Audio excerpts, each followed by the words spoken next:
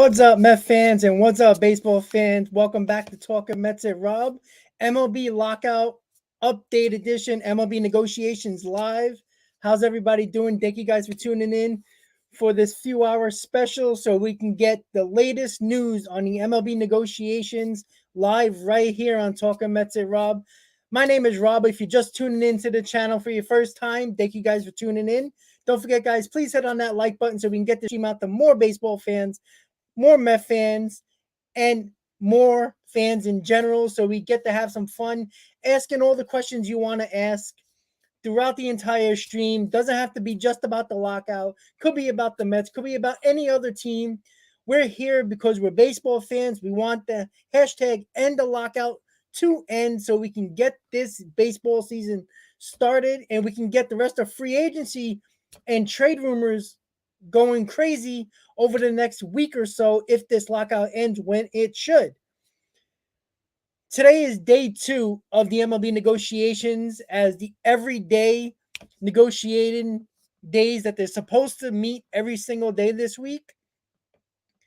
Everybody's still curious to why they waited this long to meet every day, but at least they're meeting every day. Yesterday was a decent day. I wouldn't call it necessarily a good day because they really didn't get much done.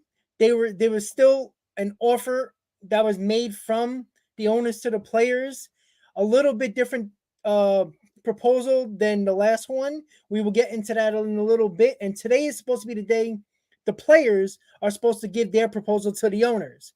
So as of 1:30, at 1 o'clock. They were meeting with their uh, lawyers and their representatives, uh, meeting apart at the moment. And then at 1:30, apparently the owners went in, or the owners' representatives went into the MLBPA's room, so to speak, to negotiate and start talking. So I'm going to get to you guys' comments in a little bit and say what's up to everybody. So just a little breakdown really quick, guys. As of yesterday, the arbitration is the issue. The luxury tax penalties are the issue. And that's where we're at the moment. So obviously those are probably going to be the big things that are hopefully are going to be focusing today. But the big thing is somebody has to make a big move. Somebody has to make a move to one side of the aisle, or and either or. Somebody's got to move to a different aisle because they can't keep on bringing the status quo to each side and nothing's really getting done. So the most important thing here is that there's some movement in what the players want and the owners want either way. At this point, I don't really give a damn who gets the most out of this CBA. I really don't care. And I don't know if you guys care as much either, because if there's baseball, it really doesn't matter. At the end of the day, no matter who wins this CBA, there's still going to be millionaires, there's still going to be billionaires. And at the end of the day, the fans are pissed and they want baseball. They want spring training to start. And the owners don't care and the players don't care about the fans. That's obvious. So who cares who wins? Just get the damn deal done. That's what I'm going to say. So I'm going to say what up, everybody in the chat. As of right now, let's see who is here. Nelson, John, Sean, member of Talking Mets and Rob, John, Al, Joe. Who else we got? And Merlinful. How you guys are doing? Don't forget, guys, don't be shy. If you're in the chat, if you're in the stream right now, say what's up. Give me all the questions you got. Don't be shy, guys. This is a fun environment, a fair environment. Everybody's here to have fun. Everybody's here because they love baseball and want this hashtag end the lockout to actually happen. Nick, how are you doing, buddy? Thank you for tuning in. So, what have we seen so far? What I've known is that, to give a little bit of the detail exactly what happened yesterday, just to give a little idea of if you missed anything or haven't seen anything. But just give me a second. Let me just pull it up so I can make sure I'm giving you the right information. All right. Give me a second. Let's roll up Twitter.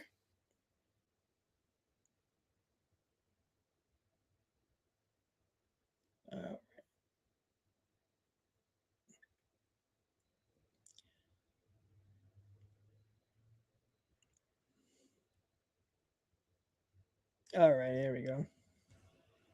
There. So basically, what it was, that whole $15 million thing that the owners were wanting to give to the players with the revenue sharing, and the players wanted like 120 million. The owners bumped it up to $5 million in revenue sharing, so it would have been $20 million with the revenue sharing going to the players. So the train, thank you so much. Thank you so much. You see, you care. That's cool. And like I said, everybody has their opinions about it. Honestly, it really doesn't matter to me at this point because I think they both kind of screw themselves in their own way because I don't think anybody gave a proposal that was fair enough to the other side where any movement or traction to get a deal done actually try to happen until the last few days.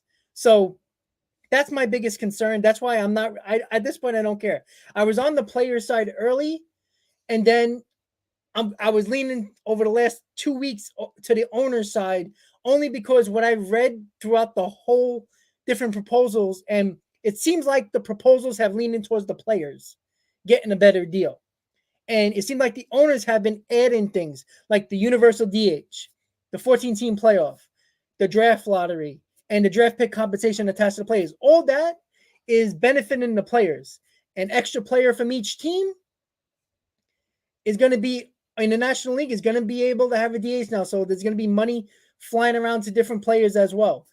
Obviously, the qualifying offer, the draft pick compensation attached to that, those players, is no more. So that means the player is going to have more teams trying to sign him, which is good for the player.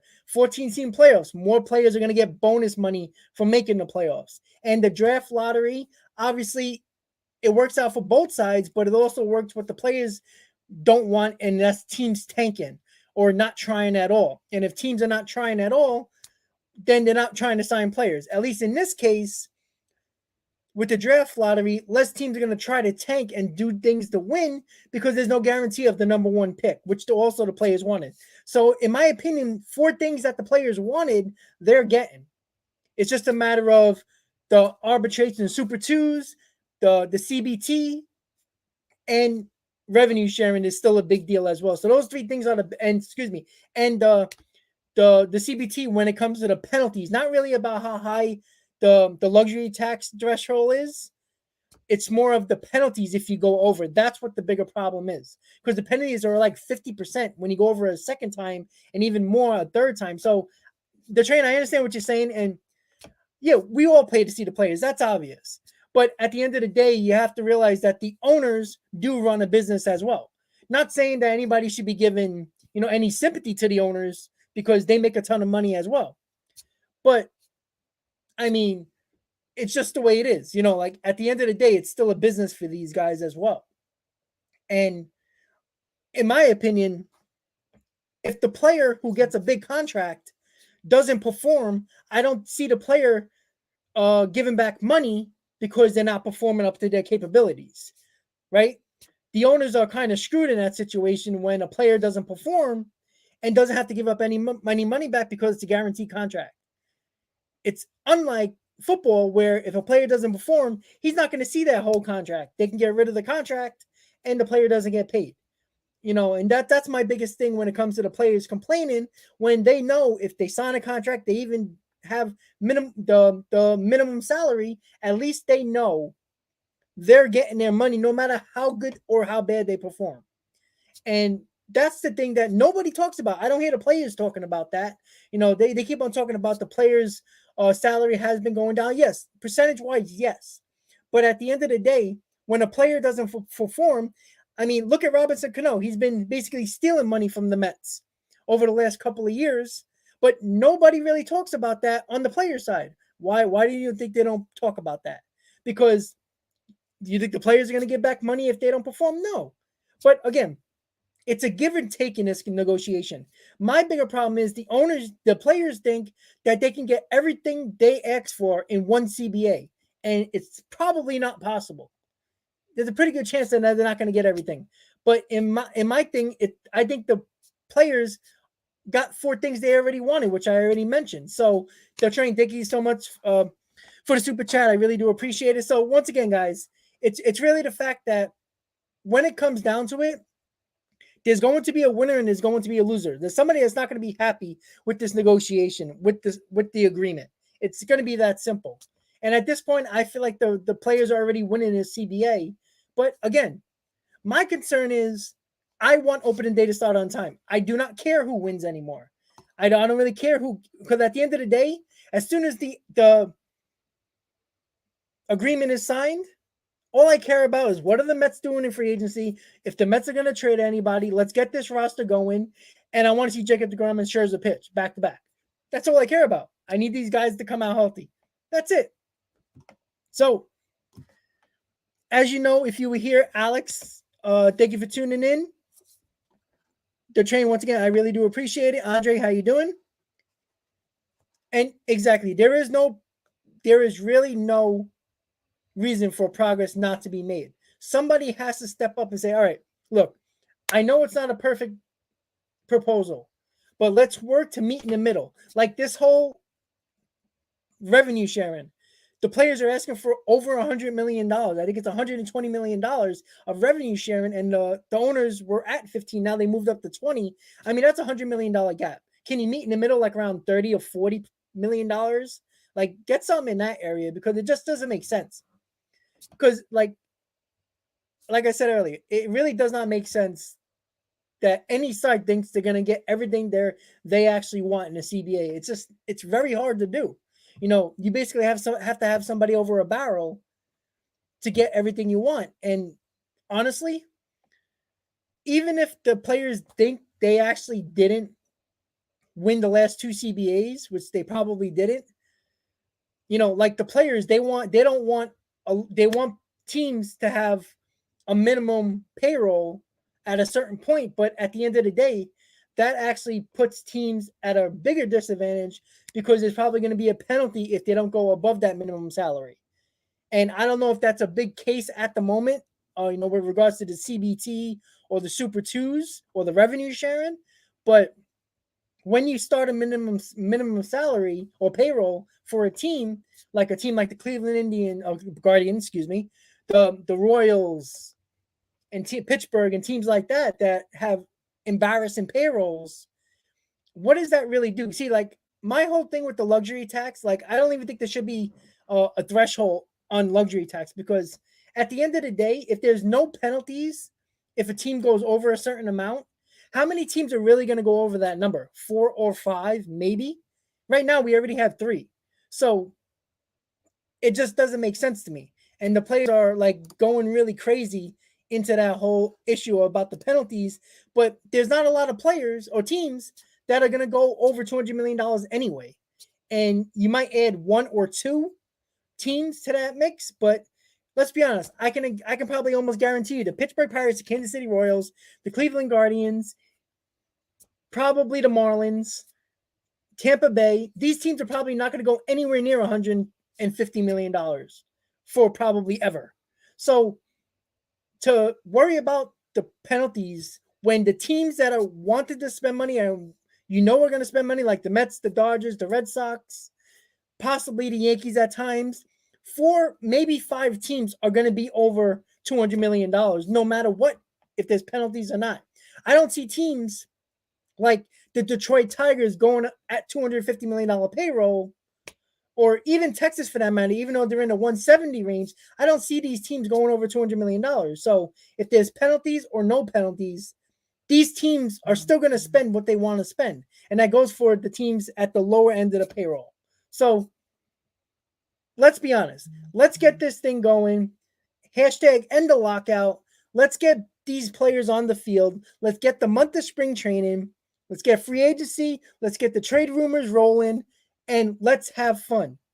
Because all we've been doing over the last, 2.5 months, is constantly complain about the owners and players. Whose fault is it?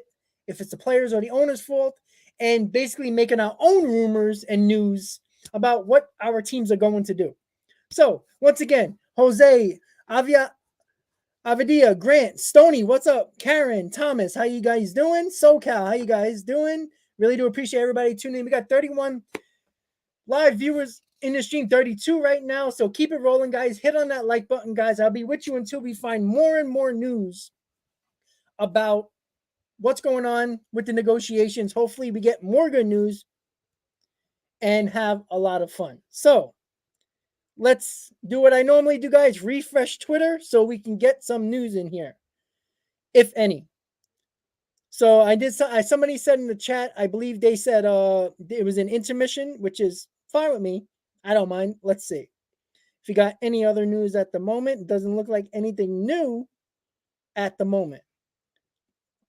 But you know what? It's an accomplishment that these players and owners are meeting for a second day, which they promised, and they are. So, like I said, let's hope we get some good movement. We got some decent movement yesterday.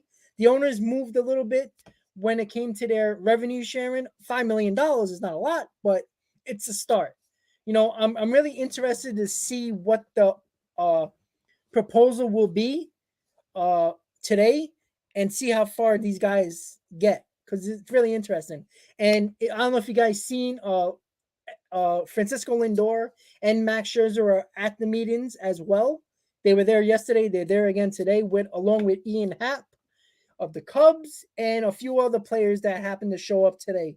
So I think that's good input to have the players in there as well, because the players want to get ready. They want to make sure they have enough time to get ready for the season, to work, stretch out their arms if you're a pitcher, get that hand-eye coordination going with the bat and the glove, everything you need to do for spring training, because you're only going to really have a month if things get done soon. So I'm going to start looking at your guys' comments and say what's up.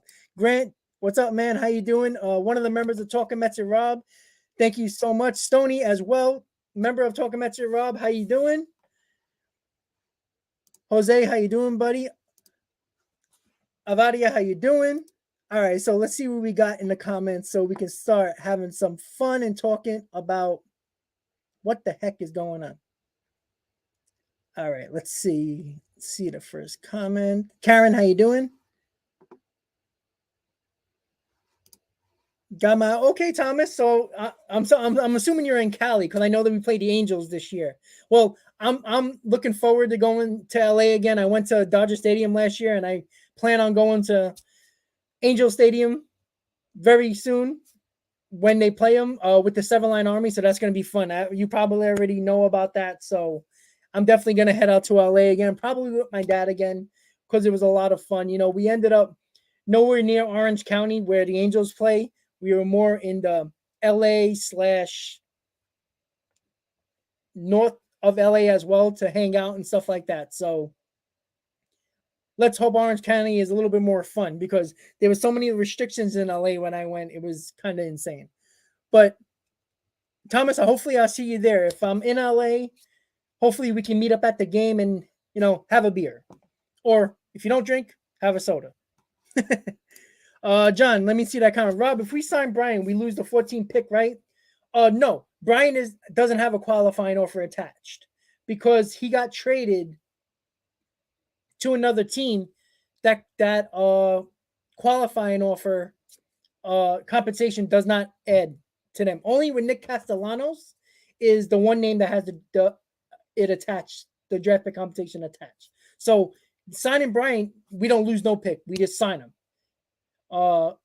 Depending on if the draft pick compensation that's supposed to be a part of this new CBA, if it's goes into effect right away when they sign the agreement, then no player has the attachment of the draft pick. So, but that's something that has to get determined, because there's already players that were already signed that have draft pick compensation attached to them, like Noah Syndergaard. The Mets, some teams can actually lose the pick that they gained from another team. I don't know how they'll work that out, but we'll have to wait and see exactly how they're going to do that, if that is in the new CBA.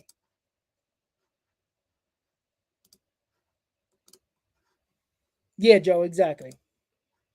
Waiting for some news, Tony. Waiting for some damn news. I need some news in my life. Good news. You know how annoying it? Like Friday, I was supposed to be flying out to Florida in Port St. Lucie. I already canceled my trip. So now I have to go to work. Kind of sucks.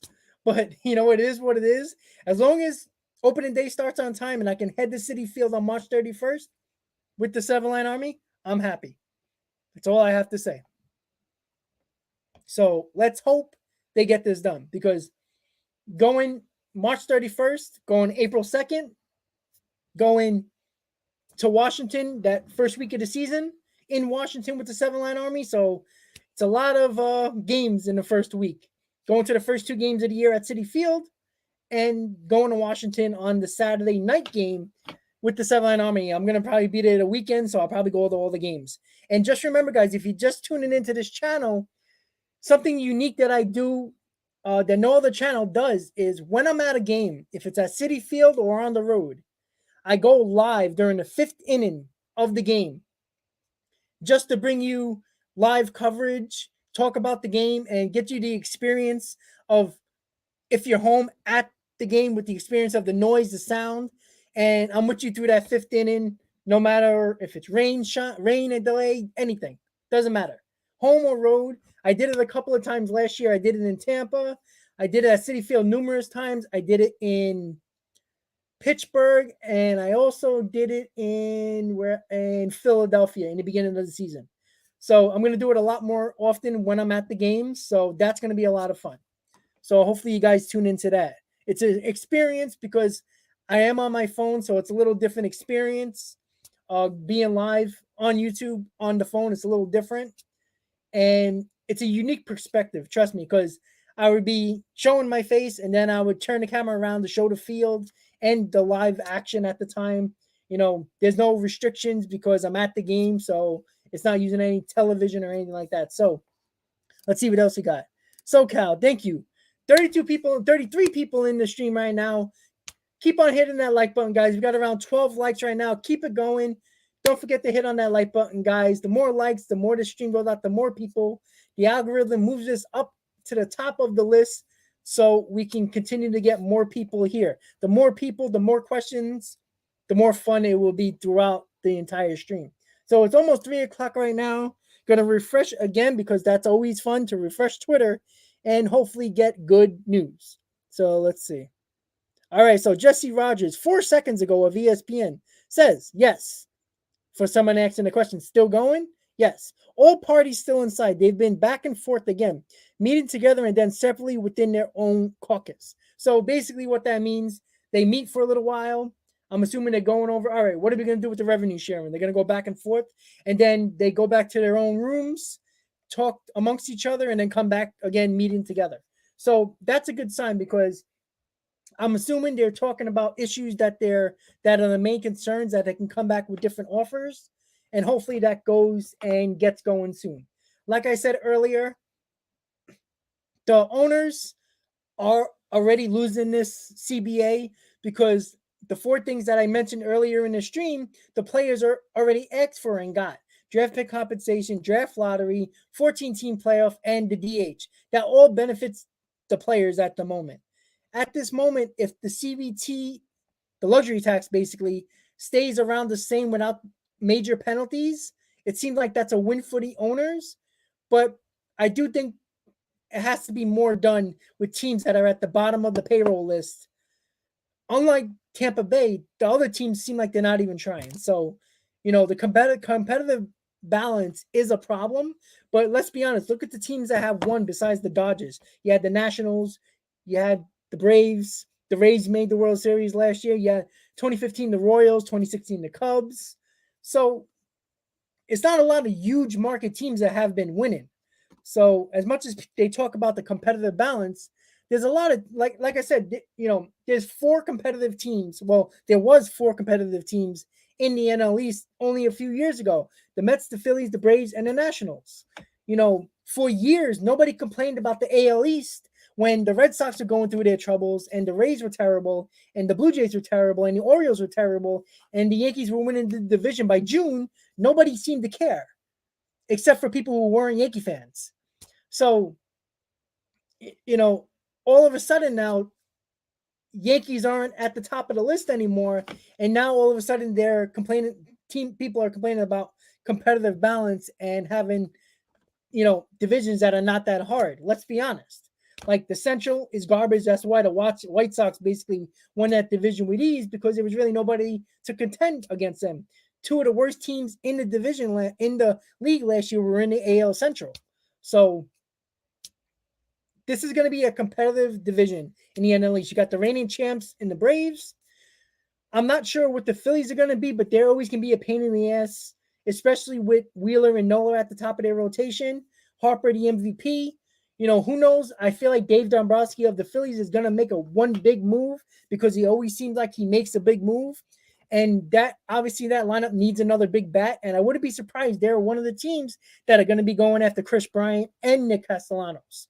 So the Mets are going to have some fun trying to get those guys not going to the Phillies. That's another thing that we have to worry about as well. And let's be honest, guys, Ronald Acuna is not going to come back until mid-season, so the Braves need to fill out their outfield. Even though Ozuna is coming back, they still need a center fielder and a right fielder until Acuna comes back. So there's a lot for the Braves to do as well. Joey, how you doing? Would be nice to play ball. 100% agree. Oh, I think the Mets are going after Chris Bryant. Obviously you heard the rumors that the Mets are looking into Chris Bryant and bringing back Michael Conforto. I think the whole thing with Michael Conforto is if the Mets can only get him on like a 2-year deal with a second-year opt-out. So basically they'll have a 1-year show me contract, and Conforto can actually opt out of that deal in the second year. Similar to what the Cespedes contract was after the 2015 season when the Mets signed him for 2 years with an opt-out after the first year. That's something that I think Conforto probably can get for the Mets. Like I said, I feel like Conforto was going to the Seattle Mariners. I feel like they are trying to get that Conforto to them. But, I heard a little bit of rumblings about the White Sox actually making a push for Michael Conforto as well. So I think if Michael Conforto can get a 4-year long-term deal with another team, the Mets ain't going that way. I think the Mets are only going to give a 1 or 2 year deal with an opt-out, and that's about it. Yeah, I'm always tired, man. I'm always tired. I gotta, there's no baseball right now, so it's like I sleep and go to work. So, Ed, how you doing? Exactly, Ed. 100% agree. Right? That's the only thing that made baseball survive. Everybody turned a blind eye to the steroids during the McGuire Sosa around that era. During the steroid era, they all turned a blind eye to better the game. And this time it's going to be a lot harder to do that because more eyes are watching. There's internet that are raging all over Major League Baseball and sports. There's social media now, so it's very hard to. There's other things to do nowadays than there was in the mid 90s, right? Internet wasn't big. Social media wasn't big. So there wasn't a ton of things on TV at that time. There was sports and shows, but now, you got all these, Netflix and Hulu and all these other streaming apps that you can watch now. People have other options nowadays, and it's going to be very hard for the average fan to come back to baseball if they screw up this whole thing with the lockout. So they better get it done because they're going to lose a lot of casual fans. Excuse me. They're not going to lose the diehards. We're stuck with them. It's just that we're stuck with. They're stuck with us. The diehards are always going to be there. I'm always going to buy tickets. I'm always going to go to games. I basically save all my vacation for the summer months so I can go to all the baseball games and travel the country to go see the Mets. So they got me. But that doesn't mean I'm happy about the situation. Merlin Full, the Mets are not going to go after Freddie Freeman. They can use the money elsewhere. There's so many other options. There was a report that Freddie Freeman and the Braves unlikely to get a deal done. So, the Yankees are going to be a big play for Freeman, and people were talking about that on sports radio today in New York. I don't think the Mets should go after Freeman. I don't think it makes much sense. You got Alonso. I think the Mets need Chris Bryant and some more pitching with the bullpen than worrying about a first baseman at this point. Jose, 100% agree. Sign Brian ASAP. Your lips to God's ears. Yeah, SoCal, it's funny because, I know people have been talking about Carlos Rodon when it comes to his injury, his shoulder injury. But when he's healthy, he's one of the better pitchers in the game. I mean, he's very good. And I think if you can get him on a 3-year deal, maybe a 4-year deal with maybe 60 to 70 million, I think you can get him with that. I would take the risk because I know, we have DeGrom we have to worry about with injuries, Scherzer, Carrasco, and now Rodon. That's a lot to worry about in the rotation. But if these guys stay healthy, we'll have one of the best rotations in baseball. But I think the gamble is worth taking, in my opinion. Exactly. Yeah, that's exactly what saved baseball. La Potencia, what's up, man? How you doing? Yeah, thank you for checking out that video, buddy. Yeah, I'm on board with Bryant. I've been saying it for God knows how many months. Since last year's spring training, I've been talking about Chris Bryant. I think the Mets. I think he's a perfect situation for the Mets at this point. He's versatile. He can play anywhere they need him, and he'd be a really good bat protecting Alonso in the lineup. Ron, how you doing? Thank you for tuning in. Honestly, you got to remember, Sandy Alderson was the one that offered the qualifying offer to Michael Conforto. It wasn't Billy Epler. So maybe Billy Epler sees Michael Conforto in a different light, looking at him from a different vantage point than what the front office of the Mets before Epler and the fans. Conforto is going to be around 30 years old, so I think he's hitting his prime. I don't think he's going to be as bad as last year, but I don't think he's going to be as good as his 2019 season. So if you give me in between a 250, 260, 25, 26 home runs, 80 RBIs, I'll take that. Because let's be honest, guys, a lot of people haven't been talking about it. The Mets have no power in this lineup besides Alonso. I mean, the guys they brought in, Connor, Marte, and Escobar, between Connor and Marte, they can probably hit 30 home runs, maybe. And Escobar had one big year where he had 32 home runs. But other than that, he's around the 15, 16 home run guy. So, Nimmo's around the 15, 16 home run guy. I'm not really sure about Lindor. I don't see Lindor as a power hitter. I see him as more of a doubles machine, a gap-to-gap hitter who gets on base for the big bat. I don't see McCann as a power hitter. I don't see McNeil as a power hitter. I mean, we can go on and on. So the only power bat I see is Alonso. So I think the Mets need another 25 home run guy between 25 and 30. And the two guys that are out there or three guys, Conforto, Castellanos, and Bryant. One of those guys have to be in this lineup because the Mets going to have a hard time getting big power bats and getting these home runs that we need when guys on base, because that was one of the bigger problems last year. The Mets couldn't drive home any runs. We had no problem getting guys on base, which basically what this lineup is guys who are going to get on base. We need the guys to drive in those runs. That was the biggest problem last year. It wasn't really even pitching.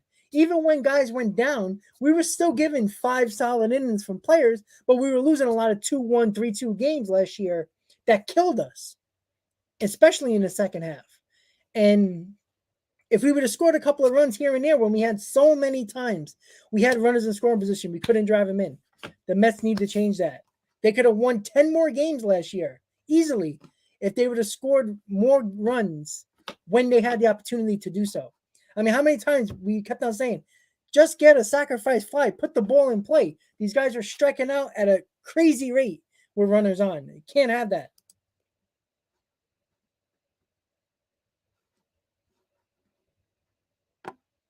Yes, I thought I was going live at 5, but then I'm like, you know what? I get a pretty good audience when it comes to the negotiations around 2:00. So I thought it'd be a good idea to stay from 2:30 or 2:00 up until like 4:30, 5:00. So we get all the information that we need. So usually on Tuesdays I go on at 5:00 for Mets Hot Stove. You guys know. I feel like it's going to be something like this until the negotiations end and we get a deal. And let's hope that I'm going live for breaking news instead of going over this nonsense every day. But it's still fun. Oh yeah, Joe, exactly. The players are going to win the CBA. If the players come out of this thinking they didn't win, then I'm not sure what else they wanted, honestly, because it's just a waste of time with all this nonsense. Oh, sorry, gotta get a little comfortable here. Yeah, so like I said, I already think if there's no other things that change in the CBA and the 4 things that I mentioned earlier gets done, the players won it already. So I don't see it turning the other way.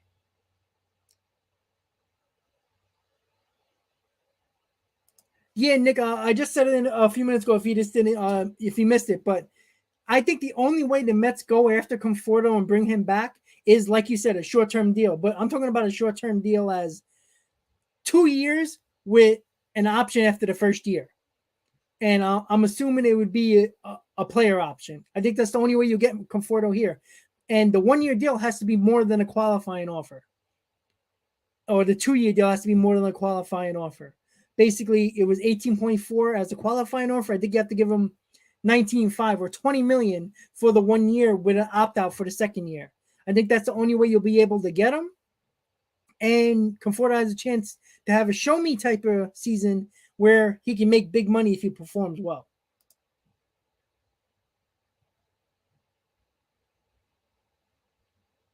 Let's see what else we got. You don't want to talk about the Jets? Come on. You got Zach Wilson. Who knows? He's probably going to be good. You never know. You never know. Just never know. Like I said, you got a lot of you got a lot of money that you can spend in free agency. So, Elijah Moore looking like a good wide receiver. So you're just gonna have to wait and see. But it's baseball season. Football season can wait until the draft. Joseph, how you doing, buddy? If you want baseball, play the show. That only does so much. We all know it's not real. What do you think about Correa? Like I said, if the Mets somehow decide to bring him in, I am not going to complain. He's one of the better players in the game. He ain't going to be playing shortstop, but probably be playing second base. But I don't think the Mets are going to go that route. There's a lot, like I said, there's other options that are a lot less money that the Mets need and can go after.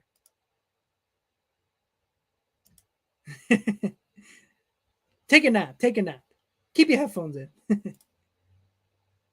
Correa to the Cubs might be interesting. I don't know what the Cubs are doing. They got rid of all their guys that were going to become free agents. They are Rizzo, Bryant, Baez. They got rid of all those guys. And, they signed Stroman to a decent deal. So I'm not really sure what they're doing. But I wouldn't be surprised if they make a big move like that. Oh, Joe, that would be a nice tweet, right? Speaking of tweets, let's refresh Twitter and see if you get any more news about the negotiations. Russell, how you doing, guys? Once again, guys, don't forget to please hit on that like button. We got 34 people in the chat.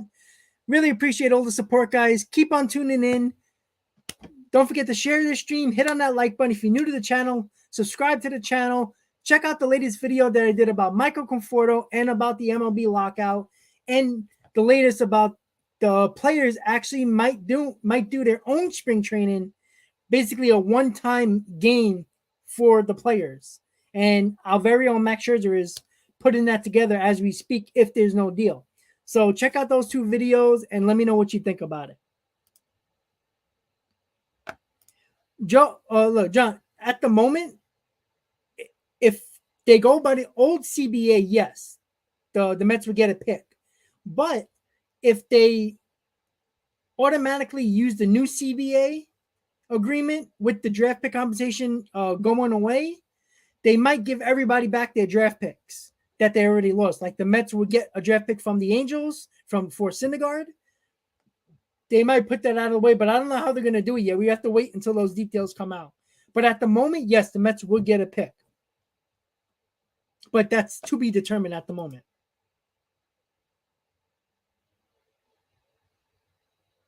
Yeah, Tegman, I agree. Exactly. That's the biggest problem I have.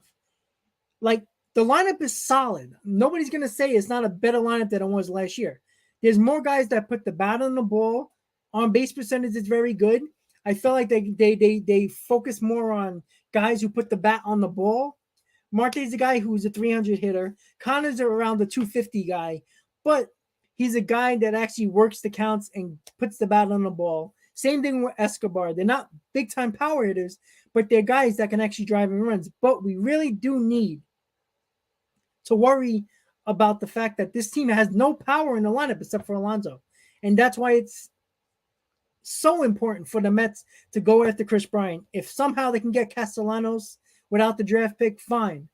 Or trade for a big bat. I see Mike talking about J-Ram. I don't think J-Ram makes sense because he still has 3 years left on his contract. And it looks like Brett Beatty is probably going to be up, if not the second half of this year, definitely next year. So trading prospects away for J-Ram, even though he's a great player, I don't know if the Mets are going to do that because they really like Brett Beatty, who is showing that he's going to be in the big leagues very quickly. Well, I don't know, Mike. That would be nice. That's basically a whole outfield right there. I don't think the Mets are going to go that far. I think they're going to get one of them. I think Brian's the leading favorite right now, for who they're going to sign, and I think the Mets are only going to sign one more big bat, and that's either one of these three guys, for sure, and then another pitcher like a Carlos Rodon or maybe even a Kikuchi they were talking about earlier, about a back of the rotation type of guy.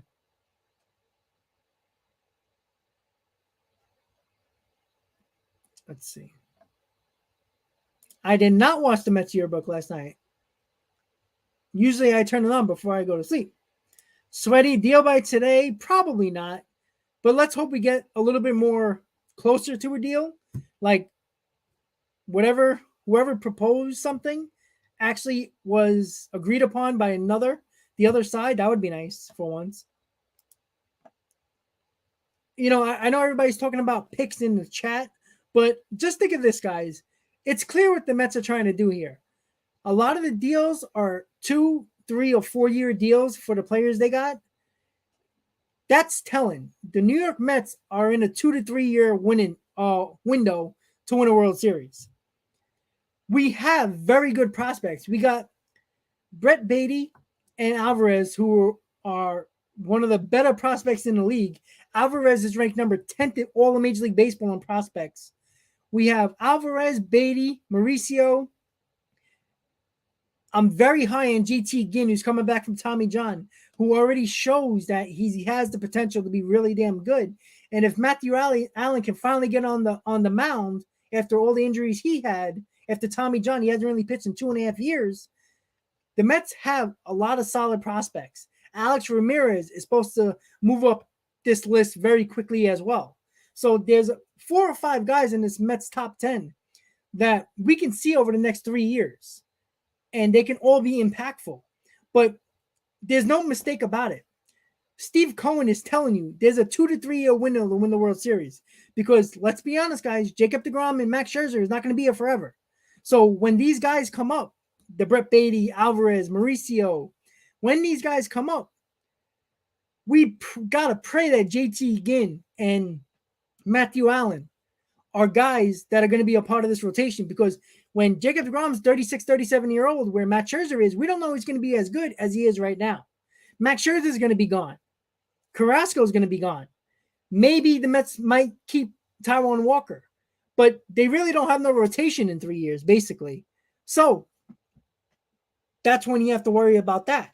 So unless the Mets are going to bring up all the young guys like the Beatties, Alvarez, Mauricios of the world and sign big-time pitchers in free agency to make this team continue to be better over the next 4 to 5 years, then right now it's a 2 to 3 year window. It's clear what the Mets are trying to do. They're trying to win with Jacob deGrom and Max Scherzer right now, because the biggest deal they gave so far was a 4-year deal to Marte. Obviously, if they sign a Castellanos or Bryant, it's probably going to be about a 5-year deal or more. So that's what the Mets window is, 2 to 3 years. So draft picks are nice, but draft picks always don't turn out the way you want them to turn out. I don't think so, Russell. I mean, yeah, he would be a good fit because he's a great player. But the Mets are not going to spend almost $200 million on a first baseman when they got Pete Alonso at basically the league minimum. They're just not going to do that. It's not. It doesn't make no sense. You have 3 first basemen on this team: Smith, Alonso, and Freeman. It just doesn't make sense. Even though Freeman's a great player, it doesn't make sense.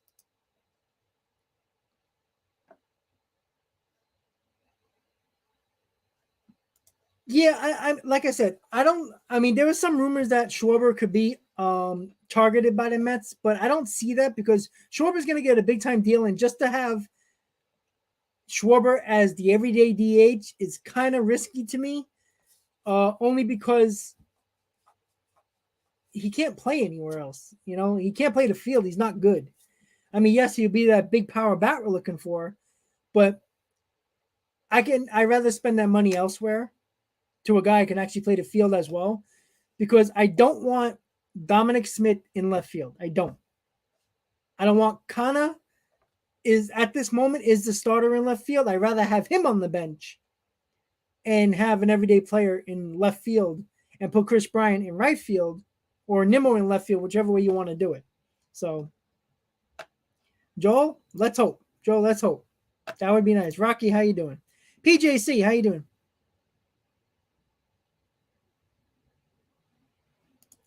Exactly. PJC, you make a great point. That's what the Royals did. They put pressure on the defense, and a lot of times the defense makes the mistake. You saw it in the World Series. PJC brought a great point up. So that's all the Royals did. The Royals weren't hitting home runs all over the yard. They were putting the bat on the ball, making the defense make mistakes. They knew the Mets defense wasn't great. Putting the ball in play caused the Mets to make mistakes, and that's how the Royals won the World Series. The Mets were the better team, but the Royals knew how to play the game. They were stealing bases, shaking up the pitchers. They were putting the balls in play. They were taking extra bases. It was just smart baseball by the Royals. That's how it happened. Thomas, Juan Soto. You know what? Listen, he already turned down that deal from the Nationals. Look, today John Heyman was on WFAN with Tiki and Tierney today, and he even said he thinks the Mets are the favorite to land Juan Soto if he becomes a free agent. So that's music to all Met fans' ears, but we have to wait and see on that, right? Because around the time Soto becomes a free agent, Pete Alonso is going to have like a year or two left on his contract, so the Mets might have to think about extending him, which is going to cost them some good money too.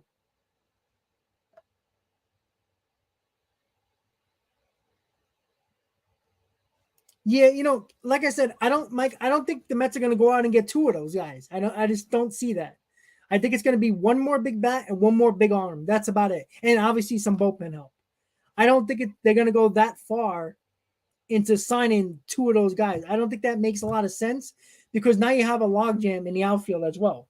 You got Marte, you got Nimmo in the outfield already. You really have one spot in the outfield. And that's either Suzuki, Castellanos, or Bryant. I don't think it's two of them. It's going to be one of them.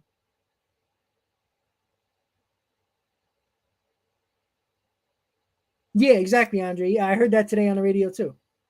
So, like I said, that's what I'm saying. A lot of money's coming off the books in 2 to 3 years, which is perfect timing for Soto being a free agent. Not that the Mets planned that way, but I see what the Mets are trying to do. There's a lot of guys like Alonso who's going to be getting a big payday in about 2 years as well.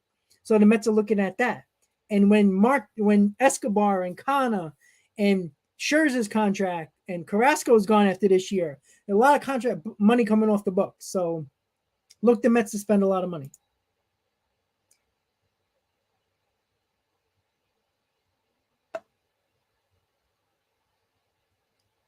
All right, let's see what else we got here.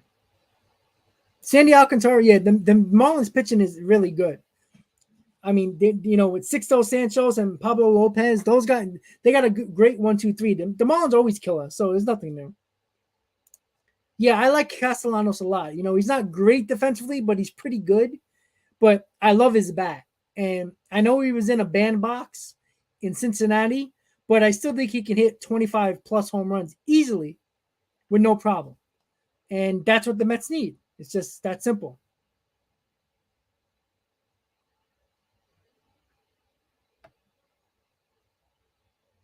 Oh yeah, PJC. Yeah, like I say, like I'm not saying it's the way baseball is played now. When it comes to basically, there's no stolen bases anymore. Nobody steals bases. Nobody bunts. It's rare that there's any contact hitters anymore. A lot of these contact hitters, so to speak, you got to remember the Royals, like we were talking about, the Royals had a lot of 280, 290 hitters that put the bat on the ball. The Mets have contact hitters, put the ball in play, but they're guys that bat 250. So, besides Marte. So, like I said, I have no problem that these guys are going to get on. And there will be more stolen bases with Marte leading up the lineup. But there has to be guys to drive these guys home. And that obviously we all know the Mets had a hard time driving guys home last year. We had tons of issues with sac flies. We couldn't get those done. We couldn't get runners in scoring position. And it was a revolving door of the same crap over and over again as last year. A lot of the games you lost 3-2 and 2-1. A lot of one-run ball games when, a base hit with 2 runners on scoring position would have gave the Mets the lead and probably would have won the game.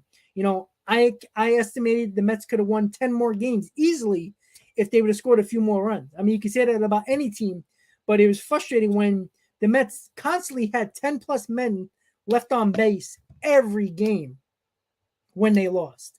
When they won, they were able to drive those runs home. So it's just a simple mathematics. The Mets need to drive home more runs. That was their biggest problem. Cole, what's up, buddy? How you doing? Yeah, I don't think Soto's staying in Washington. I think Soto, he got his World Series championship. The Nationals are rebuilding. It's probably going to take them about 2 or 3 years to get to where they were 4 years ago. And by the time that happens, Soto's gone at 26 years old. And let's be honest, guys. Excuse me. I have no problem giving $450 million for a 12-year deal or 10-year deal to Soto because he's a free agent at 26 years old. So even if you get, 7 years of really great years out of Soto and the other 3 not so good in his last 3 years, I'll take that. So, well, yeah, but, like I said, I think the Mets are going to score more runs this year, but I do think you need a little bit more protection with Alonso, though. I think he's very, I don't want to say, he's not protected well in this lineup. Like, who are you going to put behind Alonso? You're going to have Marte, Nimmo, Lindor, Alonso as your 1, 2, 3, 4. Who else do you have? Do you count on Kana being that big bat behind Alonso? No. McNeil? No. McCann? No. So Dominic Smith? Probably not. So there's not a lot of guys that can protect Alonso. And there's a lot of times when there's runners on, they might not pitch to Alonso and give him the pitches that he needs to get those big home runs when we need them. So, excuse me. Whew. Sorry about that. Yeah, like I said, I'm not going to cry over Conforto if the Mets don't bring him back. I'm not really worried about that. So it is what it is at this point. They get him back. I feel like he's going to be a lot better than last year, but I'm not going to cry over if he's gone. Best place to eat at Citi Field. Well, I'm not very – I don't go crazy when I'm at the ballpark. I'm very normal, so to speak. I'll have my hot dog. I'll have my – I'm actually big on the chicken fingers and fries. I love those. Maybe I'm not big on like the Shake Shack anymore because there's ones around my area now. So I really don't have to get it at Citi Field and pay top dollar. Honestly, I'm not big on the foods when it comes to, getting crazy stuff. Every now and then I'll have the nacho helmet. I'm not really crazy with it, honestly. I'm not a big burger guy at the game, so I'm very common. Give me a hot dog, a soda, or a beer. I'm good. I'm a pretzel. I'm not unique in that situation. But I do think Citi Field has a lot of great options with foods. I've been to Pittsburgh. Speaking, I know Tampa Bay's stadium is absolutely terrible at Tropicana, but they have really good food options. Pittsburgh was really good. When I was in LA with Dodger Stadium, I mean, everybody went crazy about the Dodger dog. It's a damn hot dog. It's not that special, but Washington has pretty good options. But with Citi Field, I'm very simple. Give me when it's warm out, give me the ice cream in a Mets cup. I'm good. I'm not that crazy. Joe Keats Grill. Yeah, you know what? It's a pretty good spot at City for sure. I'm not a big fan of sushi, and if I try it, I'm not gonna try it at City Field. Going on 3 hours. That's what I'm talking about. That's what I like to see. Let's see what else we got in the comments.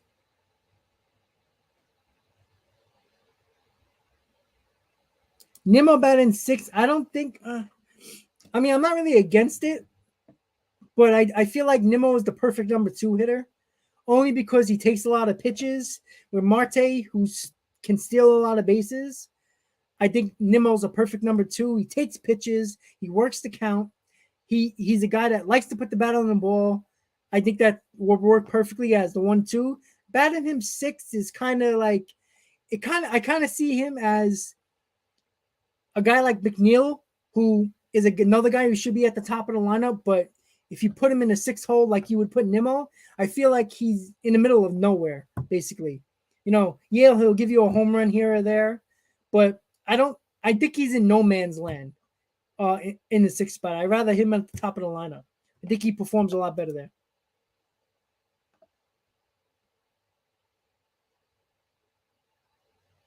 Tall boys are pretty good.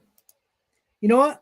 I don't drink a lot. I don't drink a lot at the games, especially at home. I'm driving, so I don't want to get a DUI, DWI, unfortunately. But obviously, I'm usually pretty good. But if I do have one, like I honestly, I'm more of a Bud Light guy. I'm into the hard liquor more, which I don't drink at games, but I have a Bud Light here or there. The Tall Boys are pretty good though.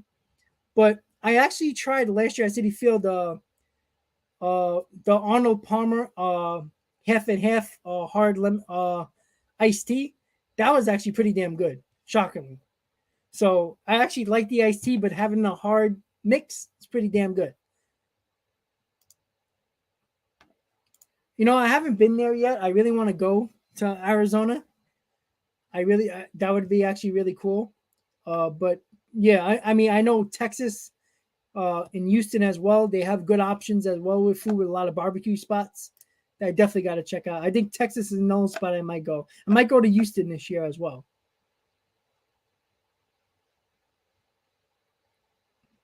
Diabetes in it, but I like that. Merlin Fool, what's my lineup? All right, so let me just check really quick. All right. So if I have to, let me just write it down so I can, excuse me, let's see. Let me just write it down so I can make sure I got everybody.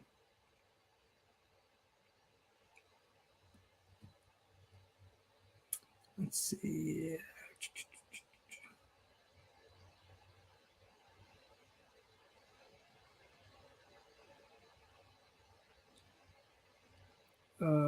Let's see. Davis. I'm gonna put Davis as the DH because I like that. Let's see. 1, 2, 3, 4, 5, 6. Who am I missing? Trying to see who I'm missing here.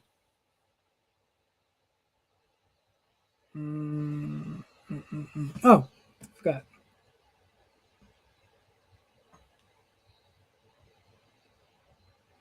Yeah, see, that's a problem. Oh, I see what I did here. Okay. 1, 2, 3, 4, 5, 6. Okay, so this is my lineup with the current situation lineup that I have right now, or the current roster. Marte leadoff, Nimmo batting second, Lindor batting third, Alonso batting fourth. I was mixing between McNeil and Escobar behind Alonso, but I'm going to go McNeil behind Alonso, Escobar, Smith as the DH, Connor playing left field, and McCann batting ninth.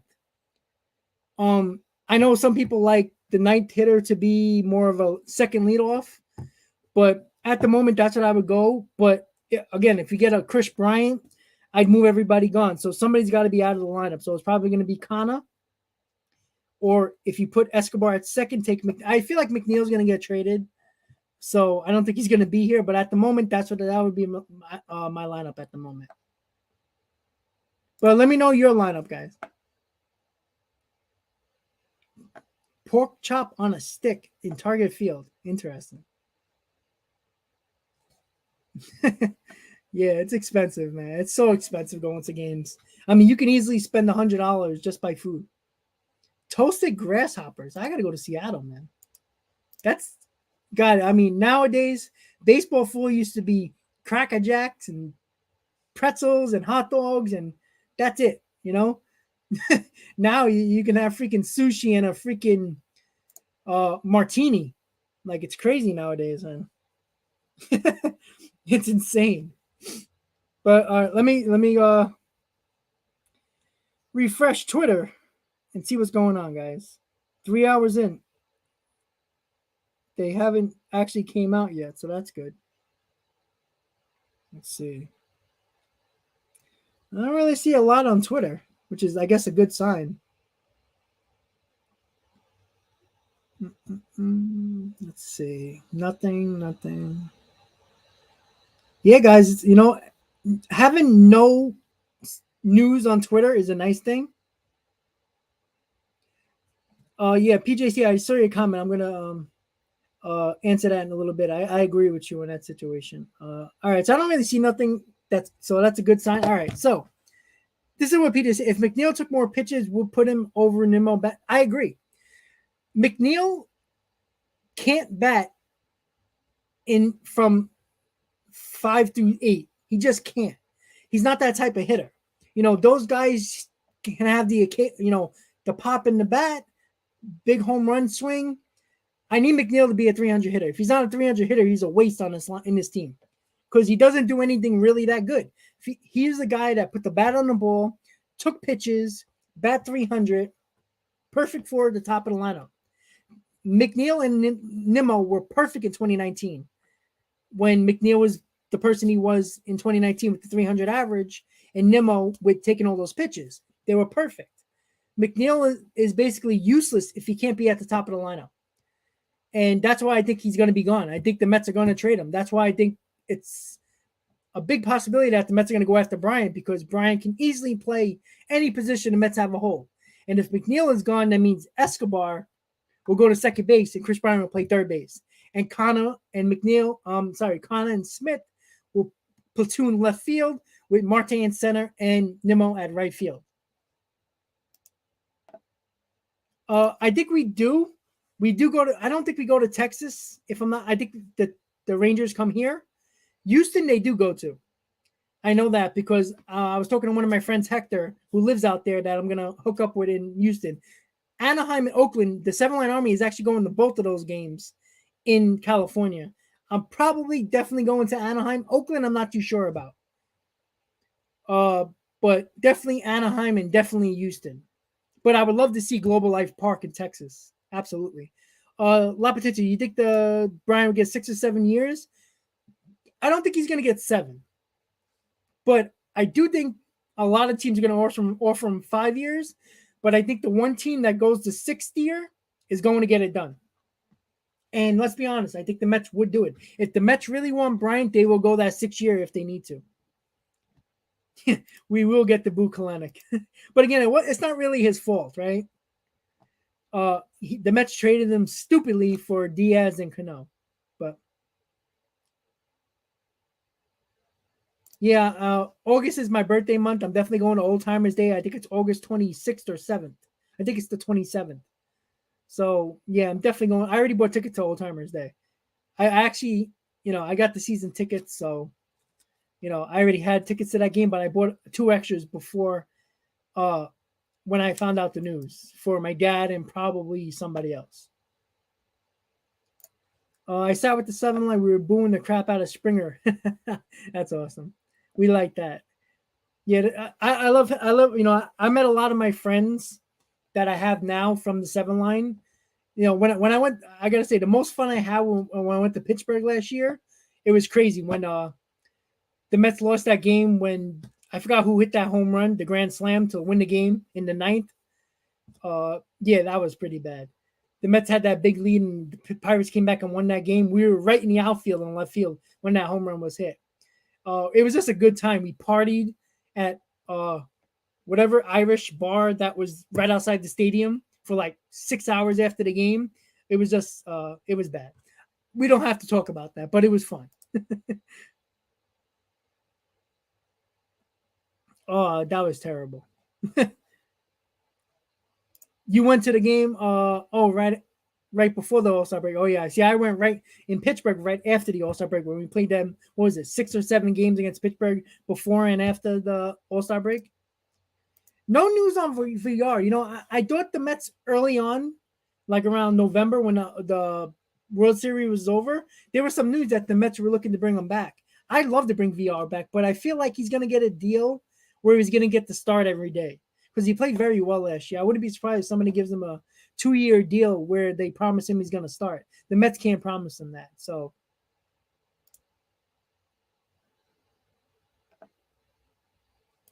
yeah, see, I haven't been whatever the hell it's called now. What was it? I remember back in the day it was Pac Bell and all them other fields. I don't know what the hell they call it anymore. But yeah, Safeco. Oh, no, that's yeah. I don't know what I don't know anymore. Like these names change every few years with these stadiums. But I definitely want to go to San Francisco. Hopefully when it's a little bit warmer because I don't want to freeze my ass off.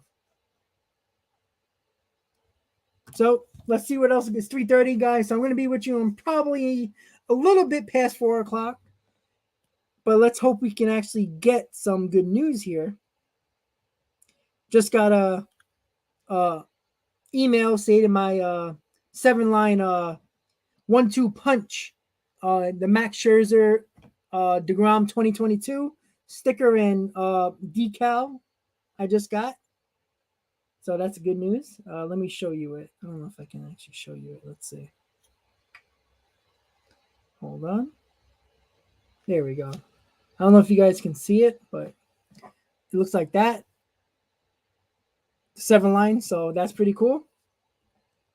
So I got that. I just bought this hoodie about a week ago. You gotta believe from the 7-line. Another nice hoodie. Muhammad, I want my baseball back too.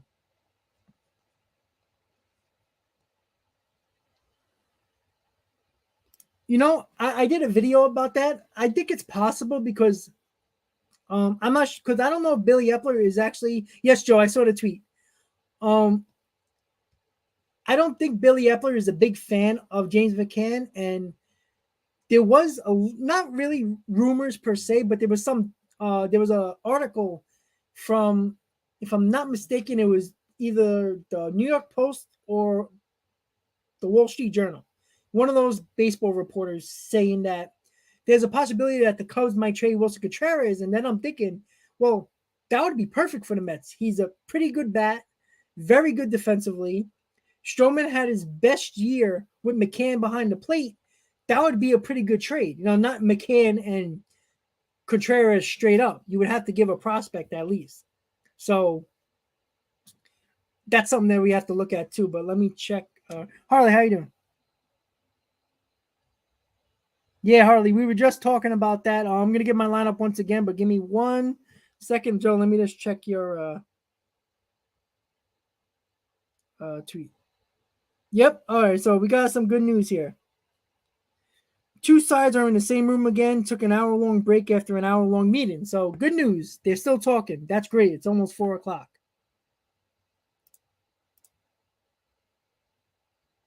Oof. Wow. That's a lot. But that's a great experience, though. Yeah, I've been I think I have my map of where I've been. I think I've been to 10 stadiums, give or take.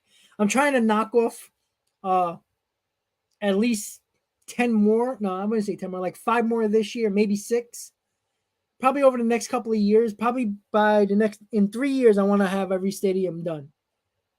And hopefully there's a team that goes to Vegas because that would be some fun.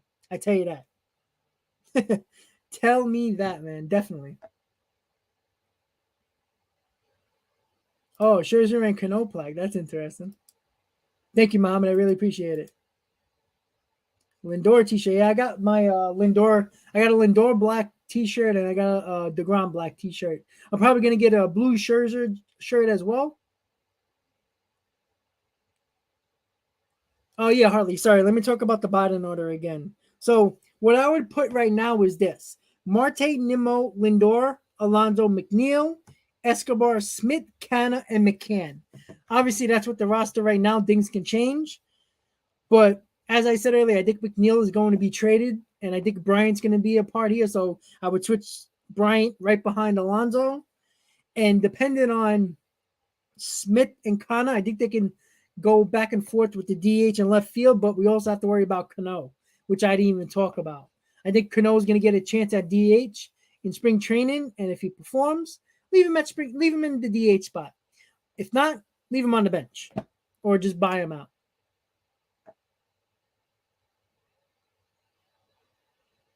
Nice, I like that. That's pretty cool. I like that for sure. Yo, did everybody see the Nike New York Mets edition sneakers that are coming out? The road gray color with the blue. Oh man, I can't wait until they come out in the summer. Those are beautiful, and it's got the 7-line number and the apple in the tongue, and it also looks like this. Let's see, like that. It's the new sneakers that are coming out, I think, in the summer. So I'm definitely gonna get those for sure. Hey, listen, that's what we try to do, right? We try to keep it going because obviously the owners and the players don't give a damn about us, so we have to bring up the hype of the baseball because baseball is a great game. And all the people that say it's boring, screw them because it's not. I think Lindor is going to be better, guys. I know he had a bad start. I think it was just getting comfortable with New York. And look, he stepped into a situation where Met fans were already mad. We don't win. We don't make the playoffs. He stepped into a big situation, a terrible situation. He basically stepped into the cauldron of New York. We were already boiling before we even stepped foot here. So, we had a lot of expectations. He's got to perform, and I think he will. Robbie Cano, don't you know? I don't know. I mean, they're not testing right now. Oh, the Mets wallet. Let's go. Yo, those sneakers are nice. I saw them drop the other somebody one of the shoe sneaker things I follow on Instagram posted it like a week ago. I mean, it's $120. That's not bad. I'm definitely getting those. Those go good with my 1987 Road Mets jersey. Damn right. Let's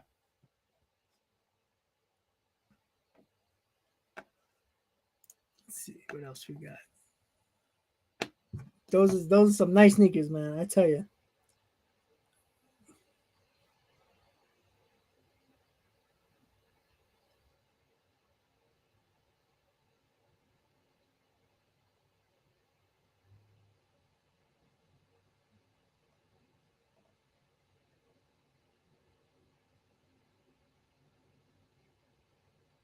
Sorry, guys. I was texting my friend. He was just telling me he's joining the stream soon.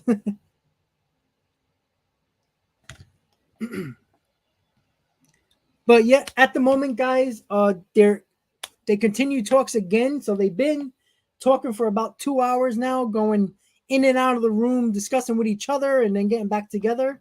So it's great to actually see that they're probably giving offers back and forth, and they're going back and forth talking to each other. So let's hope, guys. Let's get some good news here. Be with you to around 4:30. Hopefully, the most news is out by then. If not, I will see you again soon. Let's see. What else do we have here?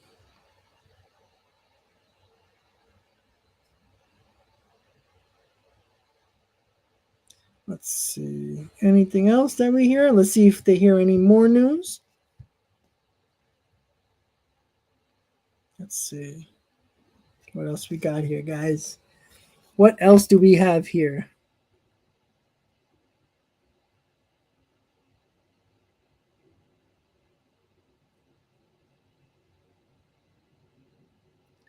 Let's see. Let's see. So as I said earlier, guys, Max Scherzer, Francisco Lindor, Brandon Nimmo, and are among 10 players who have arrived at Roger Dean Chevrolet Stadium in Jupiter, Florida, between with going into the negotiation. So we got a few Mets in there, which is very interesting. Let's see. Any more news I can give you?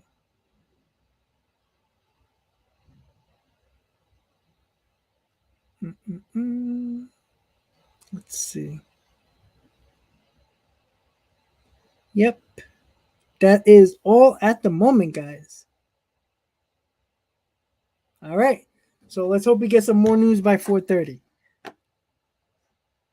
So I'm going to start putting up questions and we can start with some answers. So let me see. All right. So if the Mets make one more big signing, who do you want? No matter if it's a pitcher or a bat or hitter. Let me know. What's one player that you would want the Mets to sign free agency? Player, position player, or pitcher? Let me know. You could start saying them in the comments, guys. But at the moment, I'm going to throw up Harley's question. How far away the show do you think Beatty is? Honestly, I think he can be up in the second half of this year. If not, worst case scenario, next year, guaranteed. He's going to be our third baseman next year. I guarantee that. As long as he stays healthy and he keeps on performing, boom. I think he's going to be up next year, guaranteed. But if he performs well, he's going to be in Double A probably the majority of the first half. If he's good enough, why not bring him up, right? Let's see.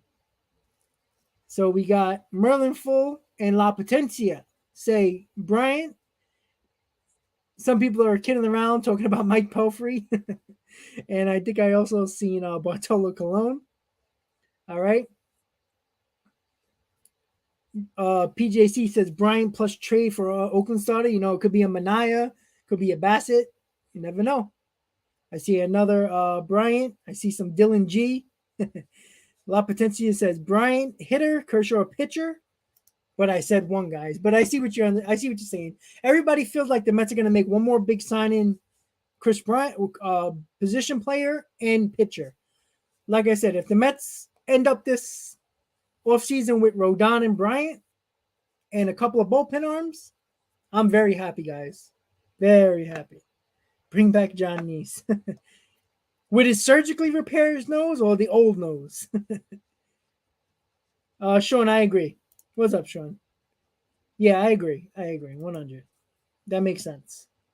Brian and another pitcher. Like there was something, John Heyman said on the radio today, if you guys heard, about Kikuchi. The Mets were in on him and talking to him.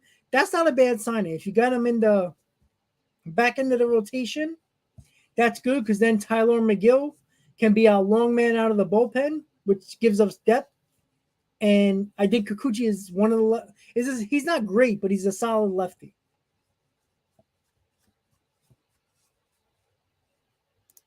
Yeah, that's true. That's there was some rumors about Luis Castillo as well. We'll see. There's so many options for the Mets now. The Mets can spend money. I'm not sure. Like I said, there was with Ronnie Mauricio not changing positions. I think it just made sense to put him at second base to learn the position, because keeping him at short makes no sense because he's not playing shortstop. And with Beatty at third base, and we haven't even talked about Vientos yet, there's really nowhere to play Ronnie Mauricio except for second base. And the Mets seem to not want to put him at second base, which tells me that they would actually think about using Mauricio in a trade. And the best way to keep his value up is to keep him at shortstop. That's what I think the Mets might do. Merrifield is interesting. That's with Merrifield he's a pretty good player. And I think he has 1 year left on his deal with the Royals, if I'm not mistaken. That's an interesting deal. Taylor Rogers as well, the reliever from the Twins. Manaya, obviously the starter in Oakland. It's a lot of moving parts, but that's not bad options, Christian. That's a pretty good. That's pretty good. I didn't think of all of those guys, but that's pretty good. I don't know if the Mets are going to sign Rodon and get Manaya. I think that's a little much, but hey, we'll see. Bringing back Familia, I think the Mets will. but it has to be a team friendly deal. I don't think it can be an outrageous number. If I think Familia still got good stuff. He's a little, like I said, any reliever we get nowadays, there's no reliever that I can trust every game. Unless it's Josh Hader, which I don't think the Mets are getting. There's not a lot of guys out there that any teams trust. So, I think, relievers now are 1 year they're good, 1 year they're bad. You just hope you get them during a good year. Yeah, I think Noah took the money. I think he got about $2 million more from the Angels. That's it. There's nothing else to say with Syndergaard. Yeah, he would have been on number 3, but with less pressure. But he took the money. Now he's in Southern California. Joe Kelly is the man. Yeah, well, we know with the puckering lip when he faced the Astros with the Dodgers. That was great. Ryan Tepera would be a nice free agent bullpen arm for sure. That's not a bad option. I think about maybe 2 months ago, I did a top 20 remaining free agents, and Tepera and Chafin was the 2 relievers I put on my list as free agents to put in this bullpen. Chafin and Tepera I'd be happy with. That's 2 solid arms for sure. Craig Kimbrell, I do not want him. You have to trade for him. Who knows we have to take on that contract and trade for him. And I don't like Craig Kimbrell. I think he's a ticking time bomb waiting to happen, especially in New York. And if he's not pitching well and I got to see him doing this, it drive me freaking nuts. That guy would drive me nuts. Once again, guys, just still tuning into the chat. We're sticking around with 33, 34 remaining viewers. Keep on hitting on that like button if you haven't yet, guys. Really appreciate all you guys tuning in for the couple of hours that we get the updated news about the negotiations. They are in the meeting once again. So that's good news for baseball fans, because that means they are continuing to talk, continuing to negotiate. Hopefully we get good news coming out of it.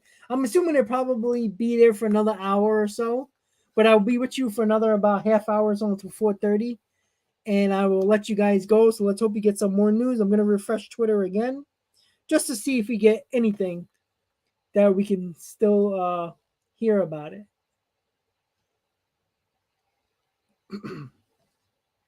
Let's see.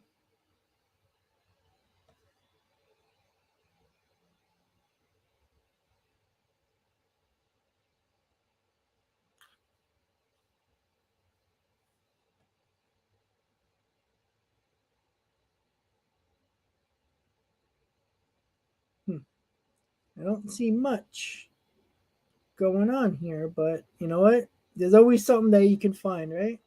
Let's see. Yeah, nothing. Like I said, no news is good news, especially when you already know they're in the meeting. Yeah, nothing, guys. So again, they're in the meeting right now, so let's hope we continue to get good news when they come out. Let's check the comments again.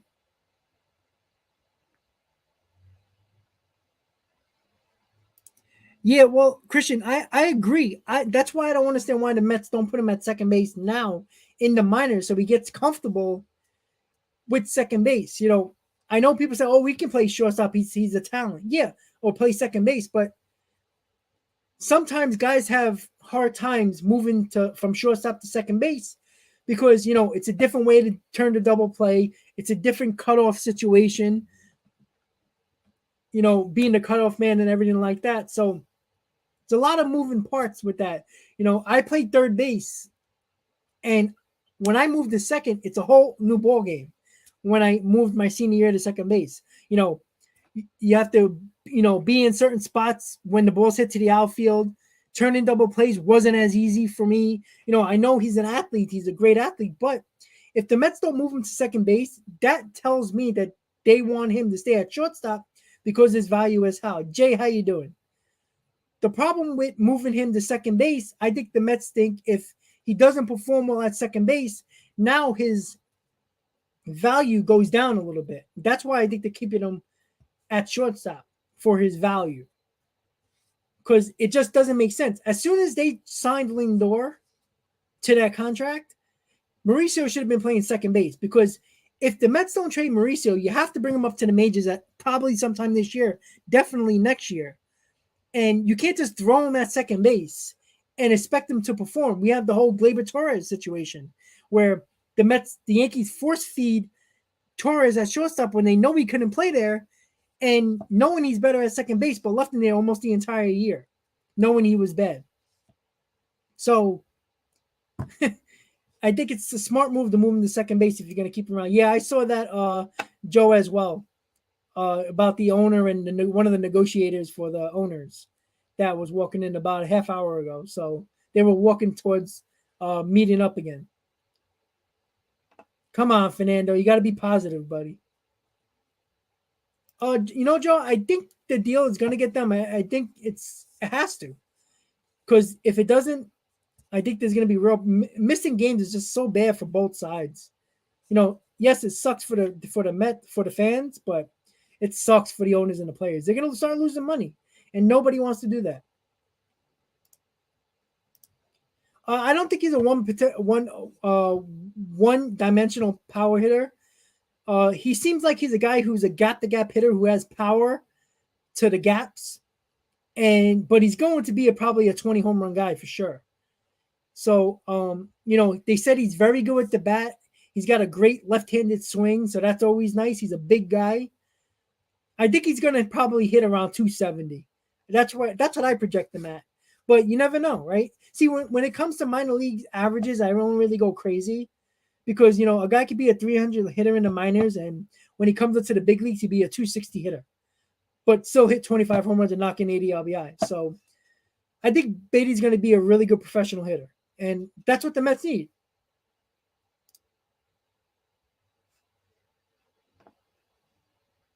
Yep. Remember all the deals that they were talking about with the Mets will give you Frazier and Torres for Jacob deGrom and Syndergaard at that time when the New York, I think it was the Daily News that had Syndergaard and deGrom with Yankee jerseys on the back page. But yeah, I already think the owners are caving with the 4 things that are already probably going to be in the next CBA. I think the owners already moved up with the revenue sharing from $15 to $20 million. I feel like they're probably going to move a little more on that. So I think the owners are going to lose the CBA. Not badly, but I think the players feel like they're going to have a win.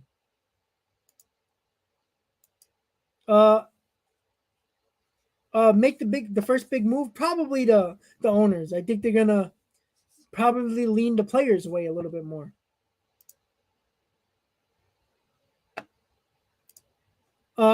Christian, I don't think he's a year away, but again, that's the perfect time to put him at second base. Because you got to remember, guys, you can't put him at third base because Beatty's ready to be the Mets third baseman very soon. Vientos is already probably going to be on this team, who's a third baseman and can play first base. And Beatty and Vientos were playing the outfield in the minor league camp right now. So there's really not a spot for Mauricio except for second base. So Colin McHugh can be an option for the bullpen and maybe even a back end of the rotation type of guy. That's not a bad option, but he's up there in age. But he's still a pretty good pitcher. Nick, how you doing? When do you think the lockout would end? I'm thinking this week, the end of this week. I think they're going to get enough done today and tomorrow where there's enough movement where I think they can sign a deal knowing that this week is critical for opening day to start on time. Eddie, that's all you got to do is stay positive, buddy. All you got to do. I think they're going to have to. Somebody's going to have to cave, and I think it's going to be the owners. I don't think the owners are going to get killed in this negotiation, in this CBA, but I think the revenue sharing, I think the luxury tax might go the players' way a little bit, and I think the players are going to get most of what they wanted, but not everything.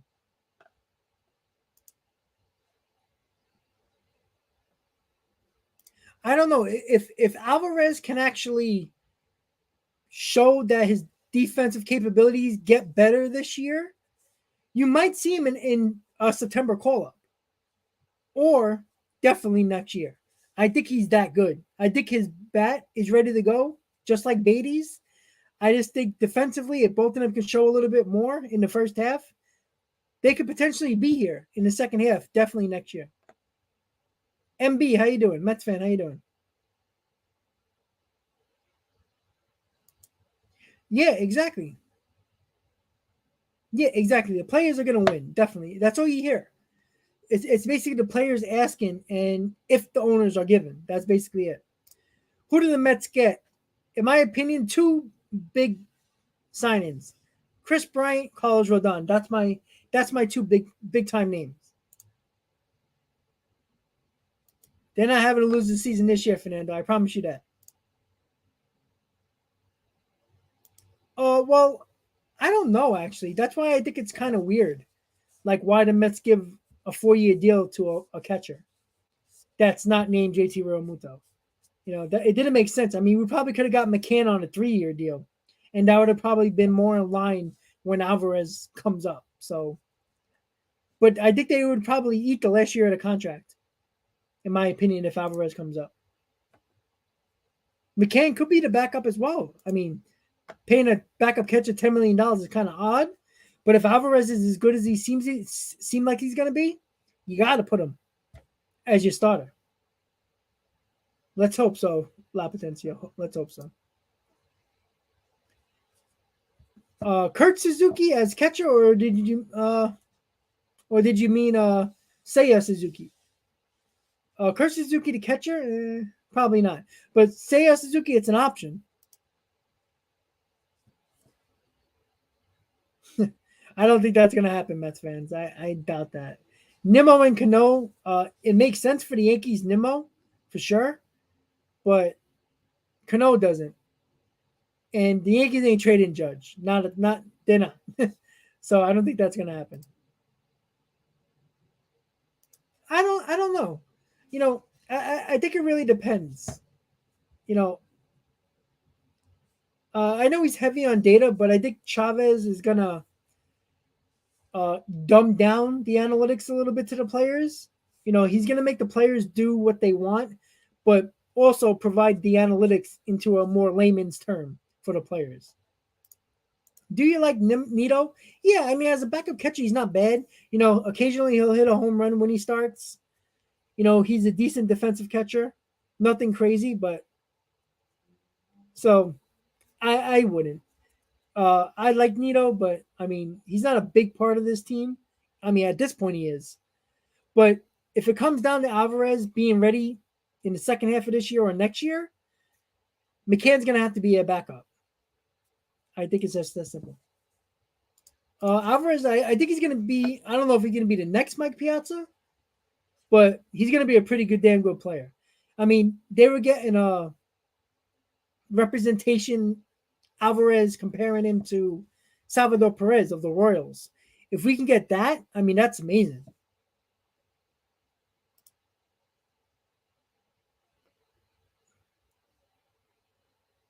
Miguel for good, that's not happening.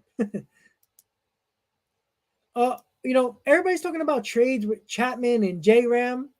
The Mets are not making a trade for a third baseman, especially a third baseman like Matt Chapman or Jose Ramirez, who can't play any other position besides third base. And the problem with getting Chapman or J Ram, if Beatty's ready to come up, you can't move Chapman or J Ram anywhere else because they can't play any other position. You're not putting them at first base because you got Alonso. They can't play shortstop because of Lindor. They can't play second baseman because they didn't. J-Ram a little bit, but they haven't played second base much. So that's why it's a smarter move to sign Chris Bryant, because if Beatty's ready to come up, you can move Chris Bryant from third base to left field, and you'll be fine.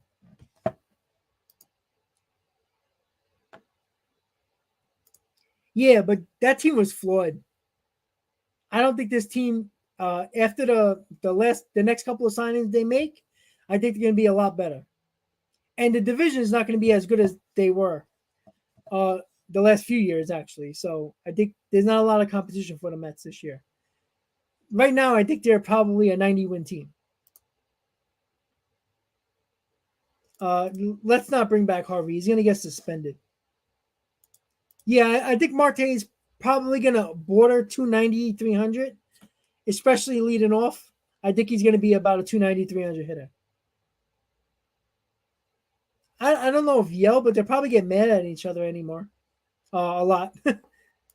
I'm going with Chris Bryant. Victor, I agree, 100%. Matt Chapman does strike out a lot, but let's be honest, guys. 95% of baseball strikes out a lot. So, there's not a lot of good versatile hitters from the Reds, but Castillo's an option for sure. So, but I don't know if the Mets are willing to trade for a pitcher, especially when he got Rodon as a possible option and Kikuchi, who's a back end rotation type of guy. Oh yeah, they could definitely, especially with a 14 team playoff, more teams are going to make the playoffs. I'm not sure what the Phillies are at this point. They got no bullpen. Uh, they don't really have big bats besides Bryant. Jesus, I'm losing it right. Harper. So I don't know what the Phillies are. The Braves obviously are the champions, so they're going to be pretty good. But what about a Chapman Manaea trade? I'd rather just trade for Manaea. Chapman makes no sense because of Beatty coming up very soon. Joe, I did not see Buster Only report. Let me see. Let's see. So Jesse Rogers just tweeted, been in there for 3 hours and still going. Oh yeah, that's what we like to hear. Let's see. I don't see the Buster Only tweet yet. Let me see. Let me search Buster Only. Let's see what he had to say. I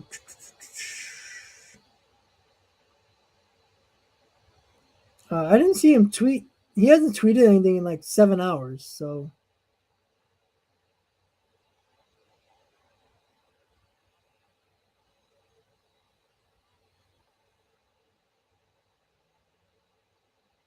okay, so yeah, like I said, there's not a lot of information. They're still meeting. It's been 3+ hours, which is a great sign. It seems like they're having some moving parts right now.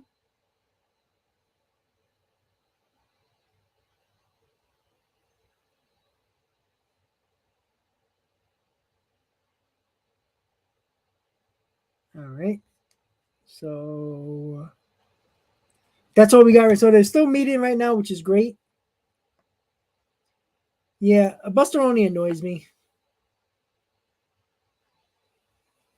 Yeah, there's a pretty good chance Freeman might leave the Braves. And listen, as long as Freeman is out of the NL East, I'm happy. I don't care if he goes to the Yankees. Yeah, it'll be big page news in New York, but I don't care. We can get him out of the NL East. It hurts the Braves, which benefits the Mets. Kwang Young Kim. Let's see.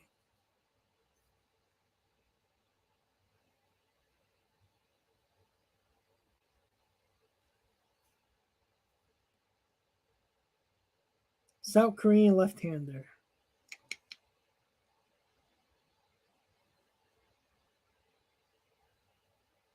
Pretty good. 1.62 ERA in 2020. Last year, 3.46 ERA. Not bad. 32 years old. It's not a bad thing. It's not a bad option.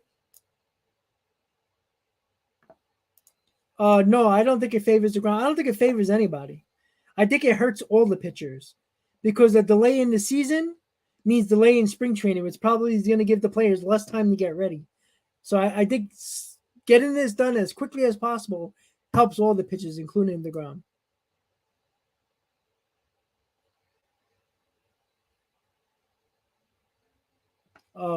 Fire one person. I'm not sure what you mean, like a player? Cano.